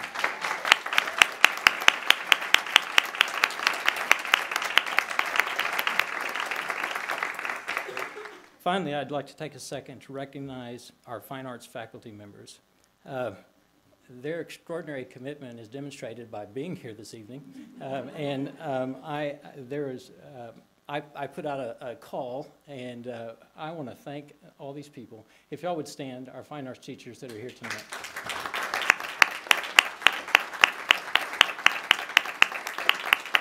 Thank you. The work they do every day in classrooms around this district is truly extraordinary. Our video this evening is once again a year in review compilation of activities and accomplishments. I think you'll be amazed and delighted with the dedication and talent as evidenced by the work and performances of our students and teachers. Through this video, we've tried to emphasize how the arts impact our surroundings, impact who we are as individuals, and how the arts impact the development of the whole child with regard to stimulating their minds and developing their brains through study, rehearsal, activities, and performances. Our fine arts courses challenge our students to think critically, to be creative, to invent, to play, to explore, and to express. All these attributes and many more are used on a daily basis in our fine arts classrooms. So without further delay, we're going to begin this video presentation, which will give you a comprehensive look at this year's accomplishments. At this time, we invite Ms. Renee Putter, our Director of Athletics, to present on behalf of her team.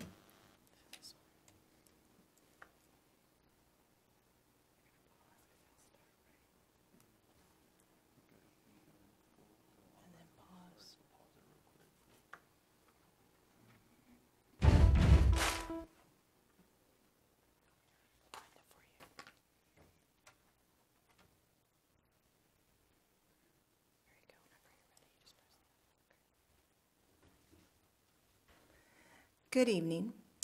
I also made a phone call today, and all 206 coaches were going to be here, but I knew it was going to be full night, so I gave them the night off.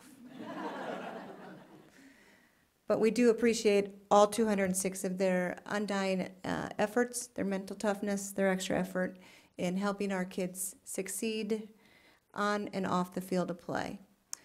With me tonight is Angela Taylor and Bobby Poorman. They're with me in my athletic office, and They are on the PE and health side, and they help keep our kids physically active and their brains keep moving.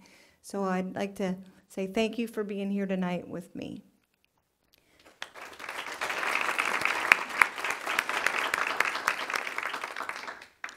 We had a tremendous year this year. I challenged our coaches last year to double our celebrations, and this year we tripled them.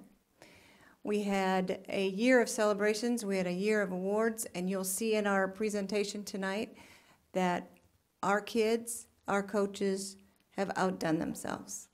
We are proud to present tonight our year of celebrations in athletics. I would like to acknowledge Jason Wheeler for lending his expertise and voice, as well as Angela Taylor, who gathered all the pictures and the videos for our presentation. Thank you. Dr. Burns, that concludes our presentation. Board members, any questions regarding the presentation? Any comments? Mr. Matthews. Well, it's no secret that I have been a huge cheerleader for the arts and athletics my entire career here and my entire life growing up as a kid. I am so proud of all of the things that our kiddos do in those areas. And I think Dr. Burns coming up with that changing it from extracurricular to essential curricular is a stroke of genius, and I couldn't agree more with that. Thank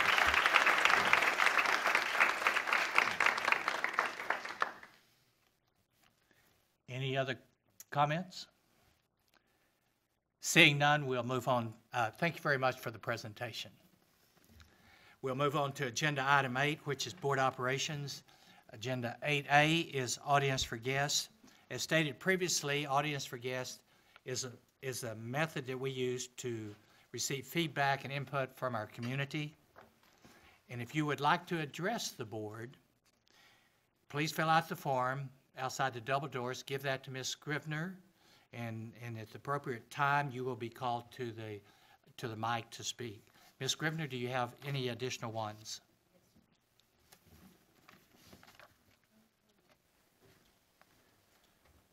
Okay, thank you.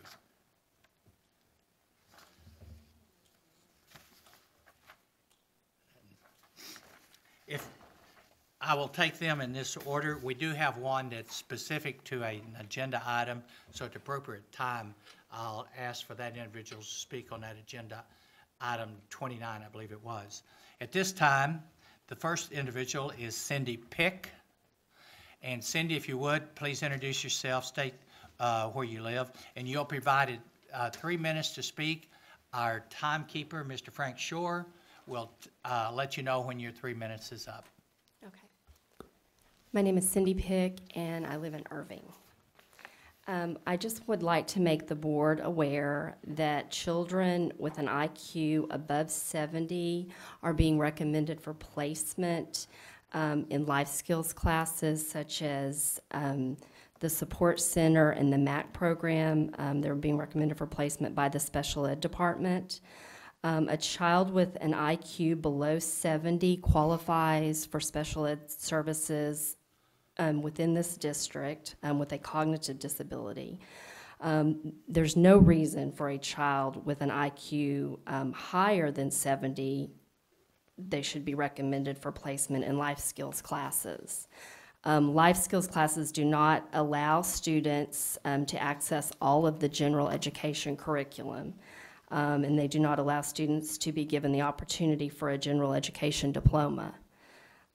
Placing a child with an IQ above 70 in life skills classes does not allow a child with the mental capacity to learn to achieve an education. Thank you. Thank you. Thank you very much, Ms. Pick. Also, Dr. Burns, I will let you move forward with the comments and the requests made. We'll have special education contact you and let you make you aware of all of the rights therefore afforded to special ed students and those that are qualified or not qualified. The next individual is Alex Call. If you would come up to the microphones, please, introduce yourself, and Mr. Shore will make sure that you stay on task.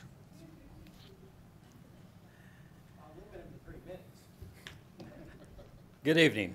Thank you for allowing me to speak.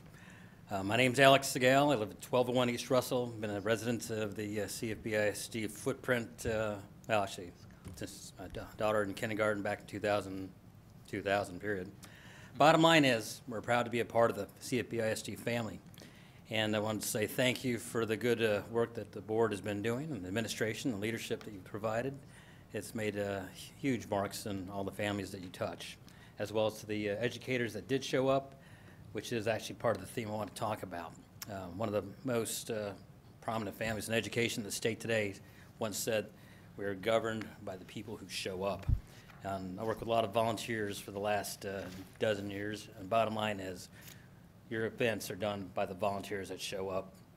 We are here because of the people that do show up, and I stand firmly behind with the election process that we have right now, because it's the people that do show up to vote.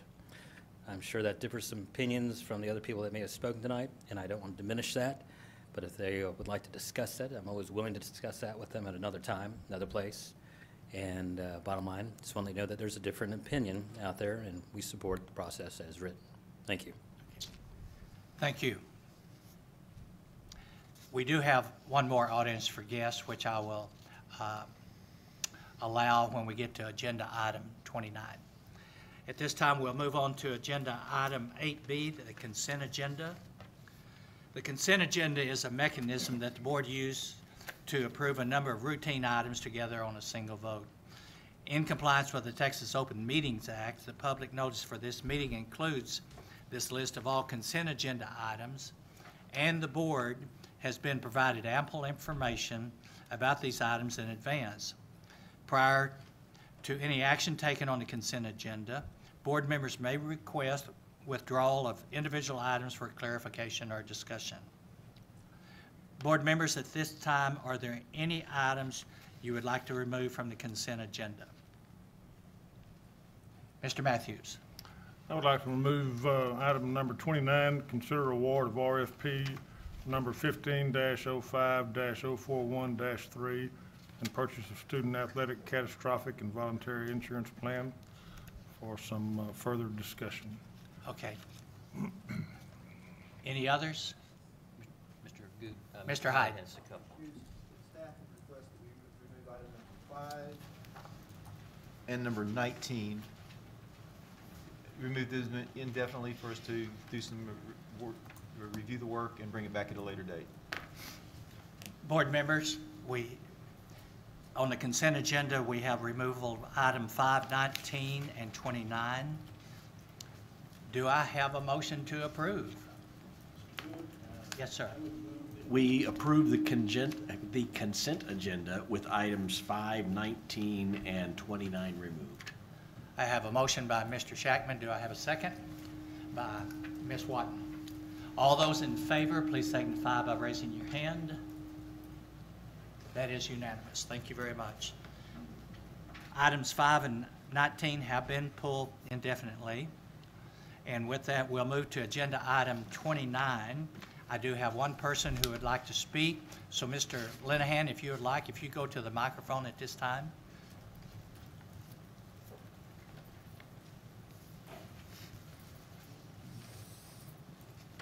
Thank you, Board President. Dr. Burns, trustees, my name is Tom Linehan. I'm president of Health Special Risk. We're an accident managing general underwriter, accident insurance, and third-party claims administrator, headquartered here in Carrollton, Texas, and we've been here for 20 years, 36 years in the business. I am here to discuss the awarding of a bid for athletic insurance. Two issues. One, the way the bid was calculated, and second, the people you're doing business with right now. The first is we came in second according to this very convoluted method of determining a winner for the program where you are purchasing the $120,000 worth. We had the best price. For the other one, which you're purchasing director said meets the needs of the district. We did not get good scores because our price was a little higher for the 60 people that purchased that insurance. The 120,000 is used by 7,000 athletes in the district. The other one is used by 60. Second item, and even more important, is the current arrangement that you have in place. In 2011, you awarded an RFP to a company called GM Southwest of Frisco, Texas. In September of 2013, I've been advised by your purchasing director, GM Southwest representatives presented a letter to you stating that they were changing their name to Student Insurance Plans. Subsequently to that point in time, in last May, you renewed that bid with Student Insurance Plans, and it states right here, formerly GM Southwest. Well, I'm here to tell you folks that they did not change their name. They are two separate independent companies. They happen to be owned by the same people. GM Southwest was owned by two individuals and managed by two individuals. That company ceased doing business. A new company was established in July of 2013 by the same two individuals, run by the same two individuals. The question is, why did they close? And that answer is on April 10, 2013, John Gushlag Sr. and GM Southwest were indicted by the United States of America for insurance fraud in the state of Virginia. On September 12, 2013, John Gushlag Sr. and GM Southwest pled guilty and were convicted of conspiracy to violating racketeering laws and 2 counts of money laundering, per the U.S. Attorney. On May 21st of 2014, John Gushlag was sentenced to 18 months in federal prison, and GM Southwest was fined $1.2 million. According to this, you're still doing business with GM Southwest if it was a name change. And I find that hard to believe that a company that was accused, indicted, pled guilty to, convicted, sentenced, and fined for ripping off students at Virginia Tech University, you're now going to continue to do business with them and award them the bid again. It's amazing to me that you would consider doing that. If in fact they weren't, it wasn't a name change in 2013, but in fact it was 2 different companies, the RFP should have been considered invalid because you cannot transfer without the board approval from one company to another. I've been doing business for 36 years in the student insurance business. As I mentioned, we're headquartered here. We insure kids that are playing T-ball up through and including the United States Olympic team. Every single American athlete that you have seen at every single Olympic game since 1992 has been insured by Health Special Risk and their claims paid in Carrollton, Texas. Today, I haven't even told my staff yet, we were awarded the Accident Insurance Medical Administration business for the California State University system. The California State University system is the largest university system in America. I'm very proud of that. That program is about 40 times the size of Carrollton-Farmers branch. I want this account. Am I here because we didn't win it? Yes. Am I here because I'm flabbergasted that this will continue, that this school board is considering doing business, not with the company that was convicted, because that company ceased doing business, but the new company that was created. One company was here, it closed down, same people came over here and started a new one, and came to you and said, we just changed our name. That's not what happened. Because if they still changed their name and they were still the same company, Virginia Tech University would be after them for that money that's owed to them.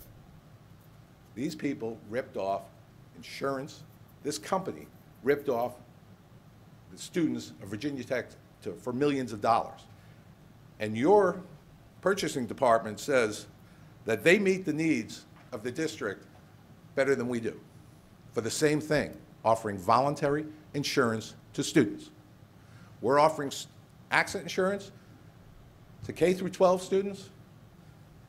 They were offering student medical insurance to college students. And they were convicted of fraud in doing that.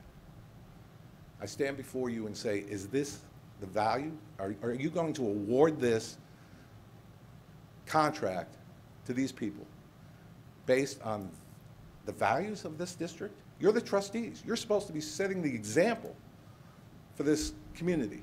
You're supposed to be the leaders of this community. And if you award this to the same group of people operating under another company's name, what are you telling the students that you're teaching? Is that the culture that you're pushing forward, that you're teaching your students? To reward extortion by giving them another deal? Yes, they're under another company's name. That's a technicality. Sure, they weren't convicted themselves, but their company was. The company they owned, $1.2 million fine. My wife is a former principal in this school district. 6 to 8 years, she was the principal at Rainwater Elementary School. And she always talked to me about the culture of this school district, the ethics of this school district. My 2 children, Kent Elementary, Blaylock, Creekview High School. I served on a bond election for y'all about 15 years ago. I served 6 years in the Carrollton City Council. And I've run a business for 36 years. Never have I seen something this mess where people are ripping people off, convicted, and then being rewarded. And I have to ask myself, is that the direction that this school board is going to go? Now I realize you're under some time constraints in getting this insurance done. You can extend the current plan you have in place. You can buy insurance for 7 days until the next time you meet. There's a lot of options. You do not have to approve this award tonight. As I was an elected official for 6 years, I know I was not elected to rubber stamp what the staff sent up to me. So don't feel you need to rubber stamp what's brought to you. You are elected to best serve the district.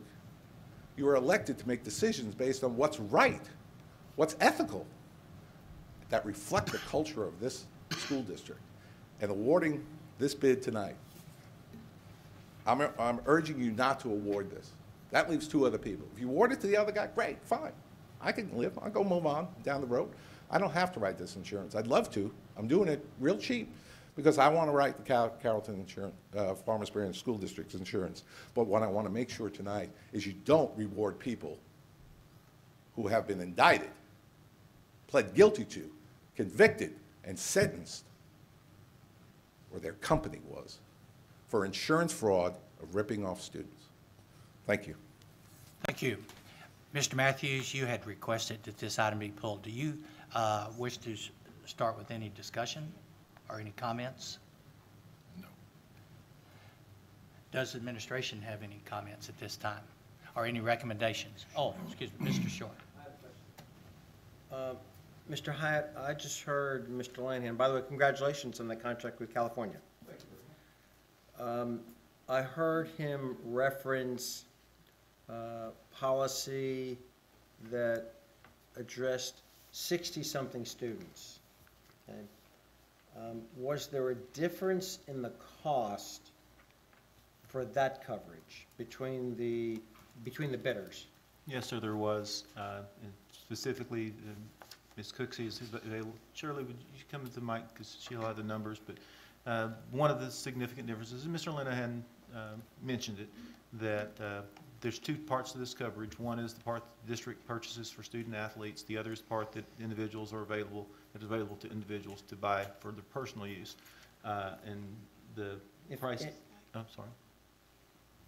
What was the difference in what's the difference in the cost of premium for the bid, for the plan that administration is sponsoring versus the cost for the plan that presumed Mr. Lanahan was offering? And this is Ms. Cooksey. That's a different question than my first question. Yes. Okay.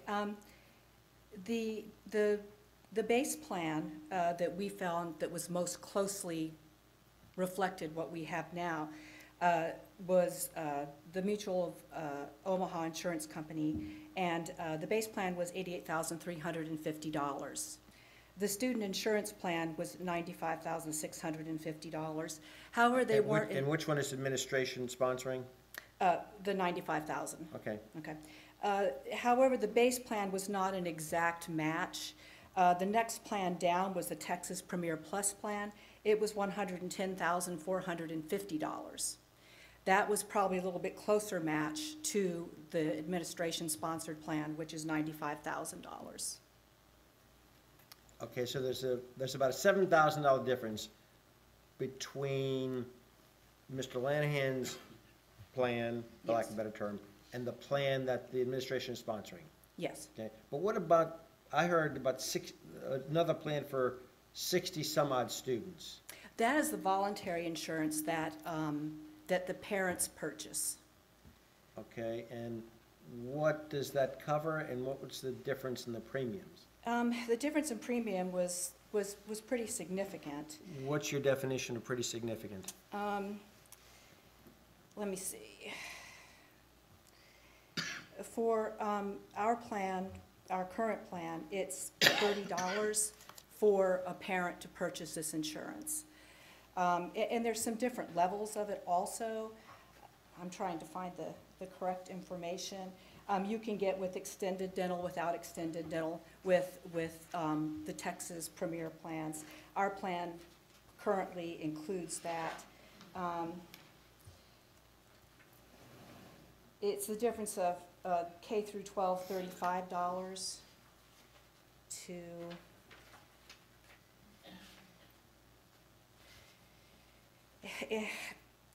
$103 per student, or $73 per student. Without extended dental, $94 to $64. So I'm hearing you tell me some numbers, but I'm not certain I'm understanding them.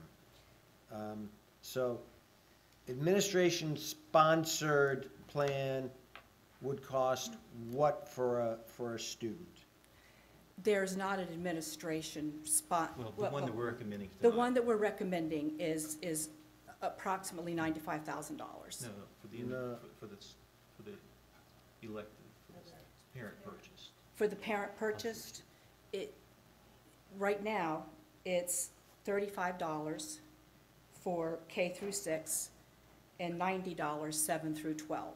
And if we were to go with Mr. Lenahan's plan, what would that premium be for the student or the student's family? It would be $103 per student or $94 per student. That's a 300%. Right. There's also an approximate increase. Yes. There's also economy voluntary, which is $73 per student or $64 per student. Is there a K through 6 for that?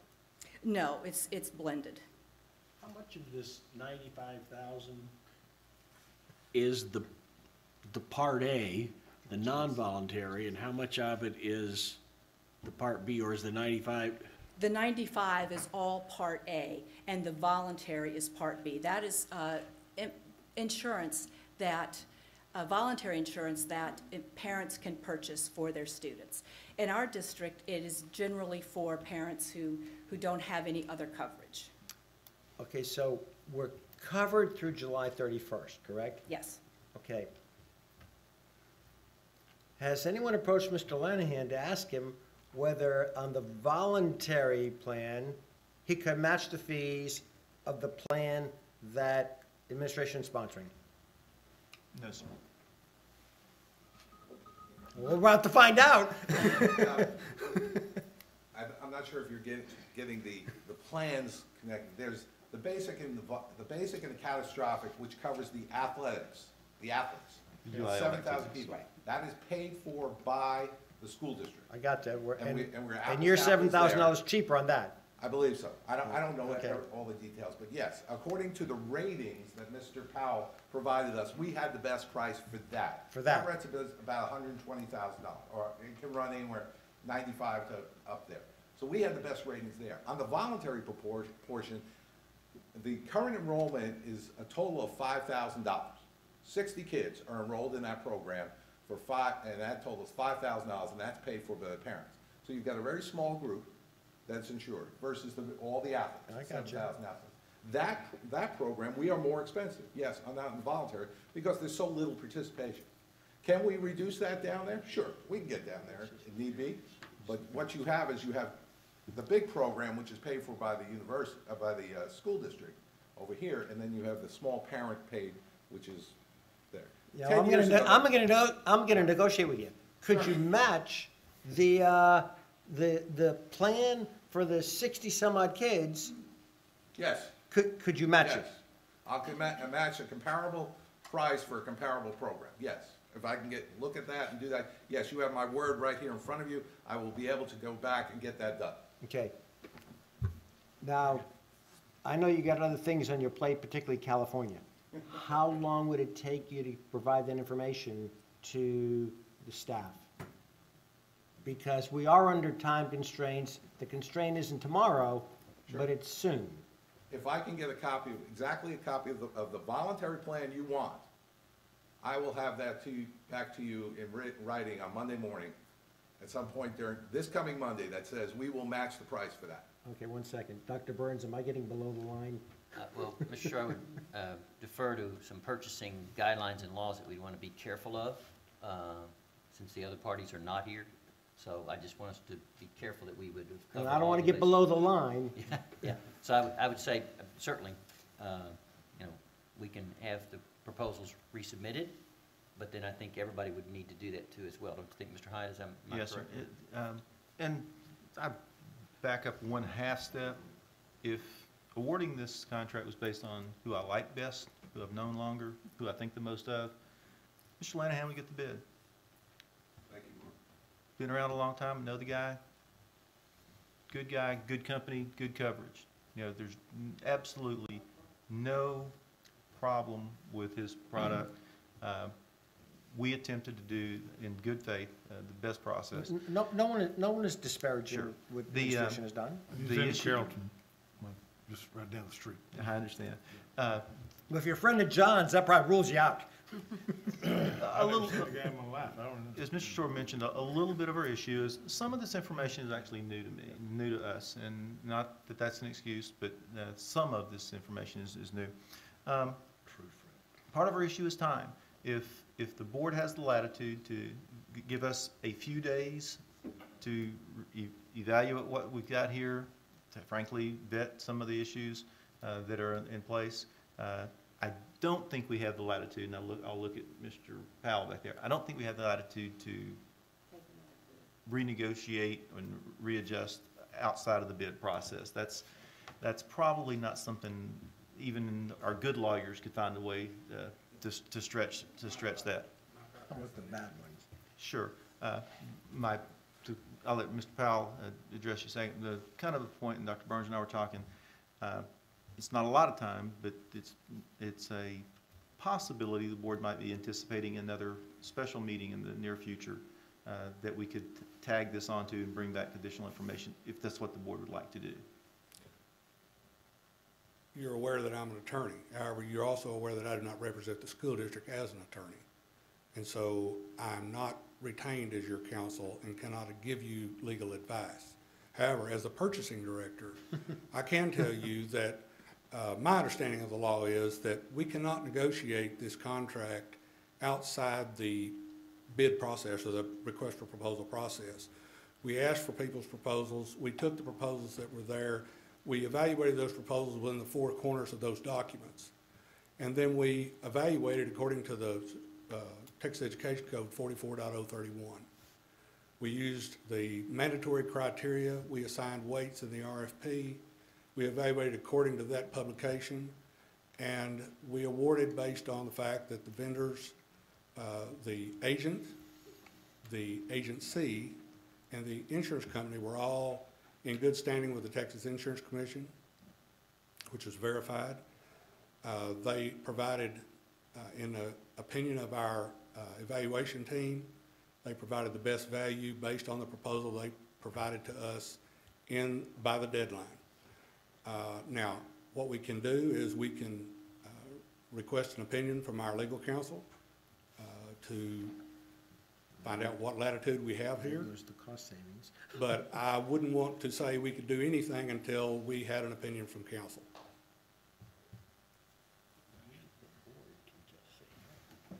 Okay. Board members, Mr. Fleming. Yeah, since they came number 2 on the list, can't you strike out number one and choose I would. number two as is? I think we as a board could ask them to reevaluate, considering if they learned any new information, and can they validate what they've learned tonight, and Right. see if what they think and what they recommend. We can re-examine the facts, re-examine the proposals, and if there's anything that we missed, or if there's any information that comes to light Right.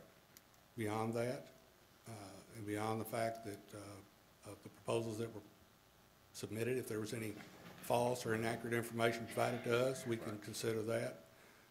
Other than that, I don't see that we have a lot of latitude. So, but yes, we can, if we have Let me a ask 4 you a days, we question can on that. investigate A that. lot of latitude to what?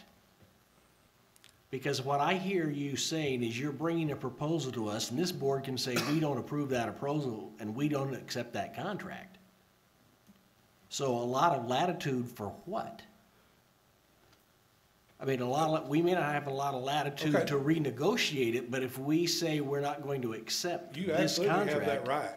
You absolutely have that right. Then we could do whatever. Now, we would have to figure out timing to make sure we have coverage and all that I stuff. believe at that point, we would have to restart the bid, reject all bids and restart the bid process. I guess my question was, you got three, I guess they ranked them all, 1, 2, and 3. Well, we got 3 agencies that proposed, but 2 of the agencies proposed multiple plans. So there were multiple plans that were evaluated, but you're essentially Three correct. There were agencies. 3 agencies. There's 3 agencies, and you ranked them in order of preference, correct?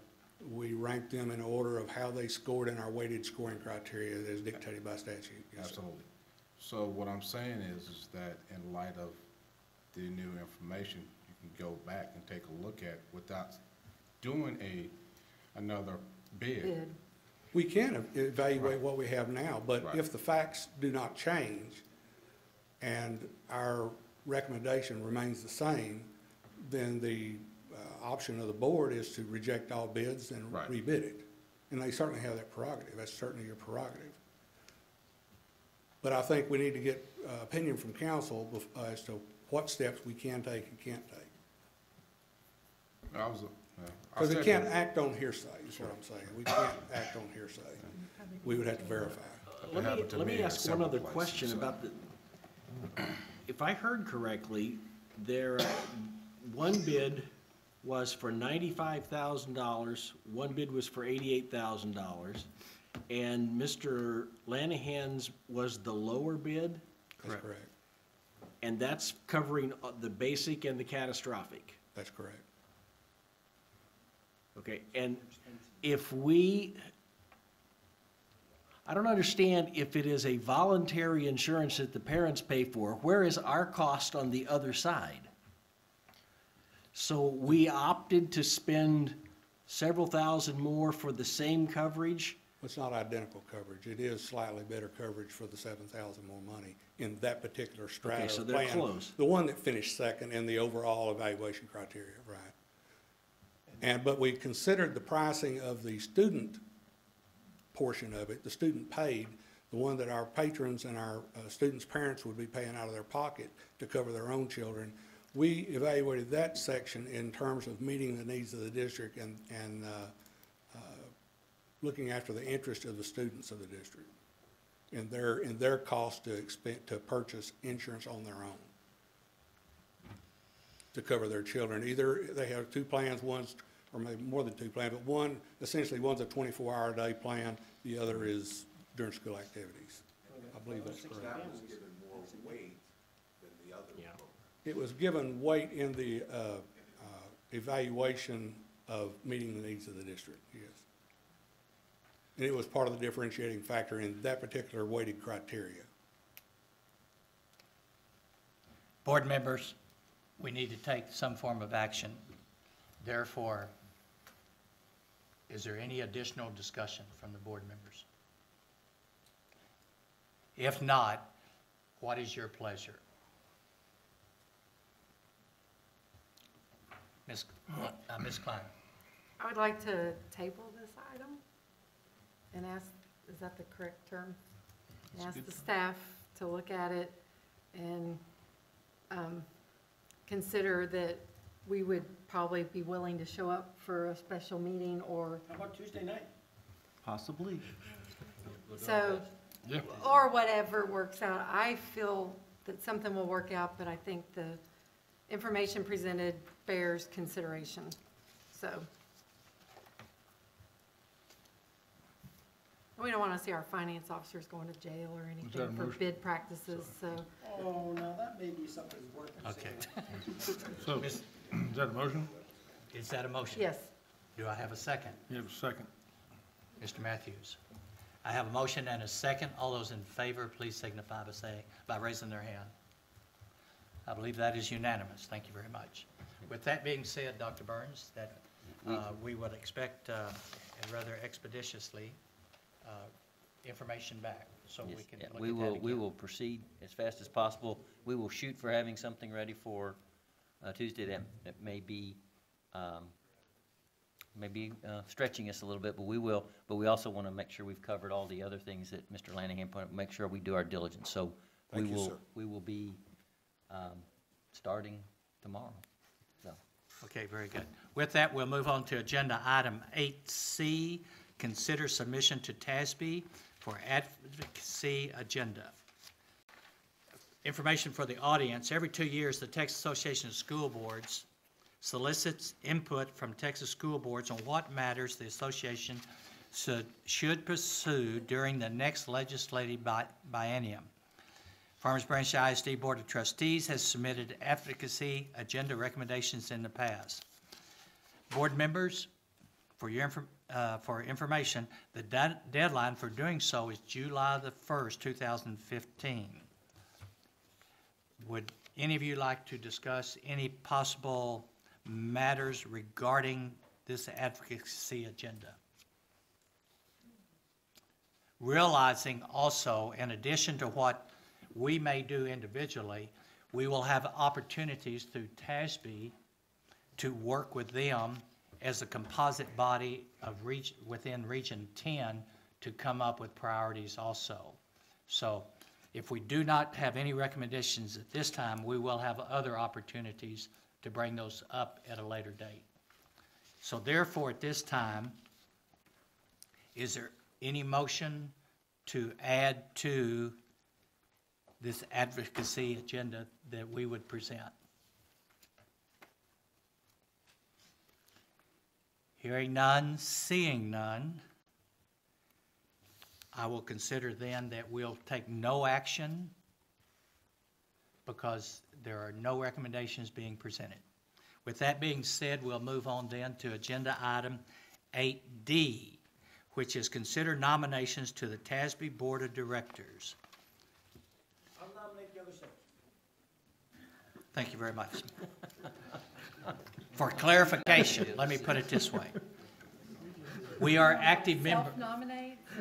We are, as active members of TASB, we are eligible to submit a nomination for election to the TASB Board of Directors, Region 10, Position A, which is currently held by Ms.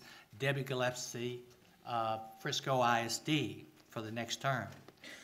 Hopefully you have received that information regarding the process and the forms for submission of nomination. Is there any discussion that you would like? Maybe I could give you some options. We have the Mr. Short. I just want to say that my cavalier comment a few moments ago shouldn't be used to dismiss the opportunity here. Okay? And that really any of the seven of us, but really any of the six of you, would be admirable in this position, and if your time and schedule allows it, and for many of us, it doesn't. But for any of you that does, it is a worthwhile endeavor, and any of you would be exquisite in filling this role, but you have to be elected. And so you get in front of a big auditorium, and there's 3 big screens, and I think you get like 3 minutes to tell the TASB... I believe it's 2 minutes. 2 minutes. Okay, delegates, how wonderful you are, and half of them are sleeping, and the other half are not in the room at the time. Very good. better way Mr. to, Shore volunteering?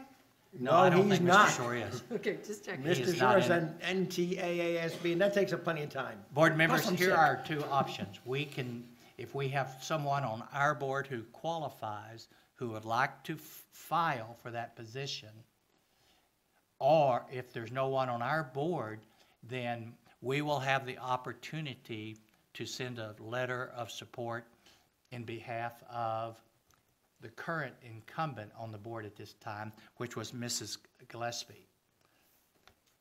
So the question is, at this time, are there any board members who would like to have this board nominate them for running for that position?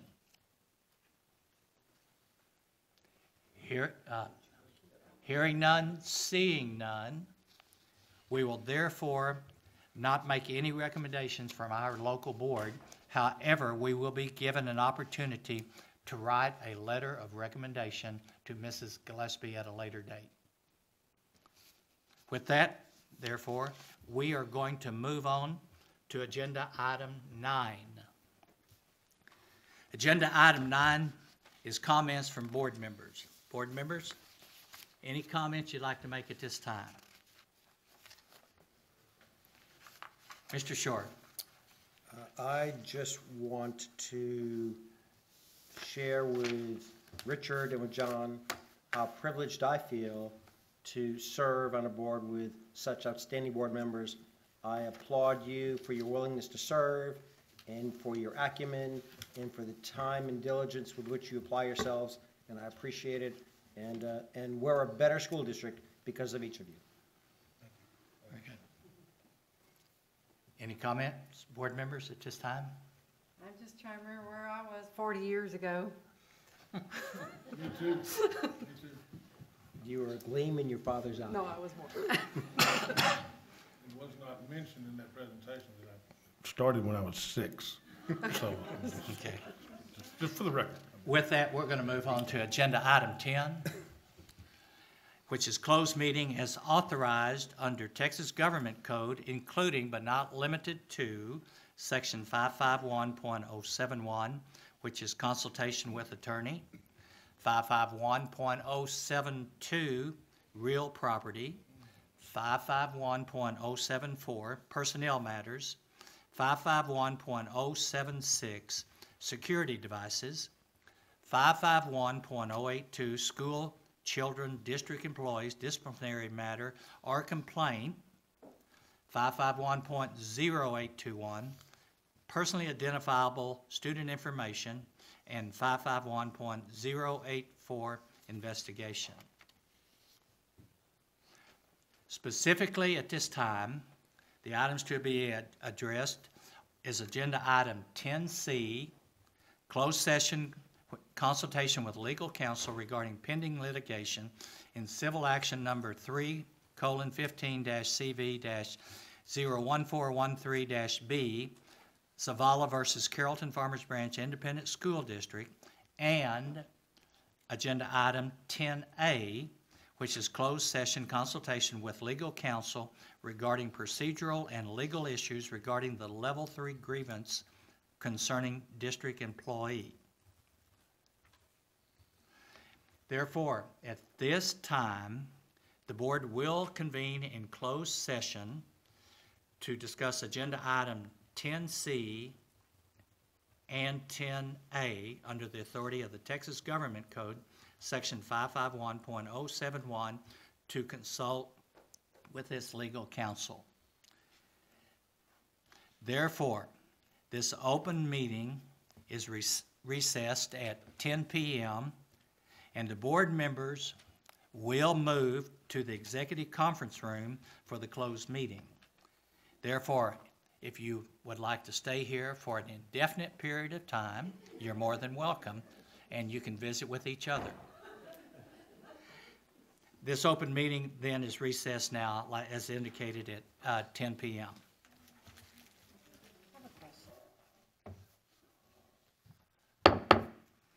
We are back in open session at this time. The next item on the agenda is agenda item 10B, to consider a level 3 parent student grievance appeal to pursuant to board policy FNG local. The date at this time is June the 24th, 2015 at 10:31 p.m. If at any time the board is to hear a matter involving a student, the matter can be heard in closed session unless the parent requests the matter be heard in open session under Section 551.0821C of the Texas Open Meetings Act. If at any time the board is to hear a matter involving an employee, the matter may be heard in closed session under Texas Open Meetings Act, Section 551.074 and 551.0821A. Additionally, the board may convene in closed session under the authority of Section 551.071 of the Texas Open Meetings Act to consult with legal counsel. It is my understanding that an open hearing has not been requested for this Level 3 appeal. Therefore, we will move into closed session at this time to hear the Level 3 grievance appeal pursuant to sections 551.074 and 551.082A of the Texas Government Code. Board members, you will remain here for the closed session, and this open meeting is recessed at 10:32 p.m.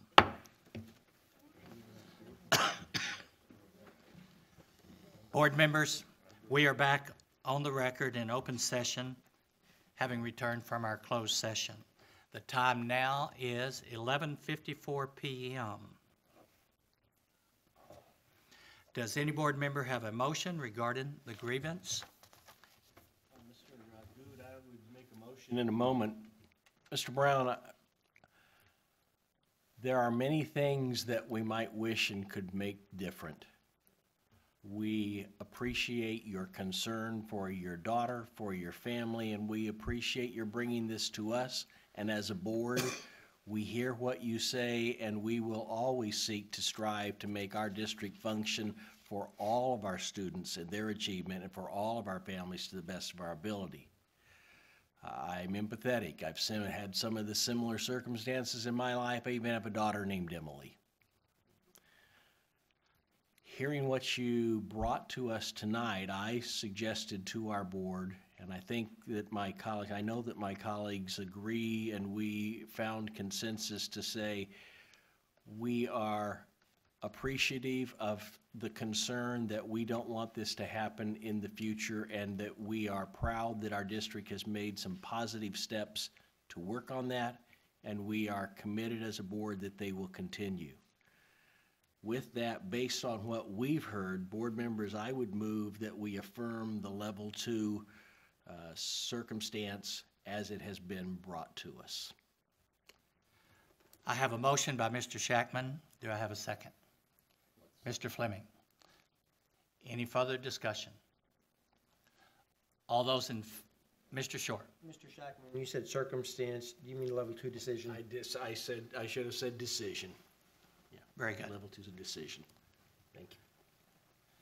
That motion has been made, seconded. All those in favor, please signify by raising your hand. 1, 2, 3. That is unanimous. Thank you very much, board. And thank you all for your cooperation, and this grievance matter is now concluded. By my determination, we have reached the end of our agenda, and we are adjourned at 11:57 p.m. Thank you all.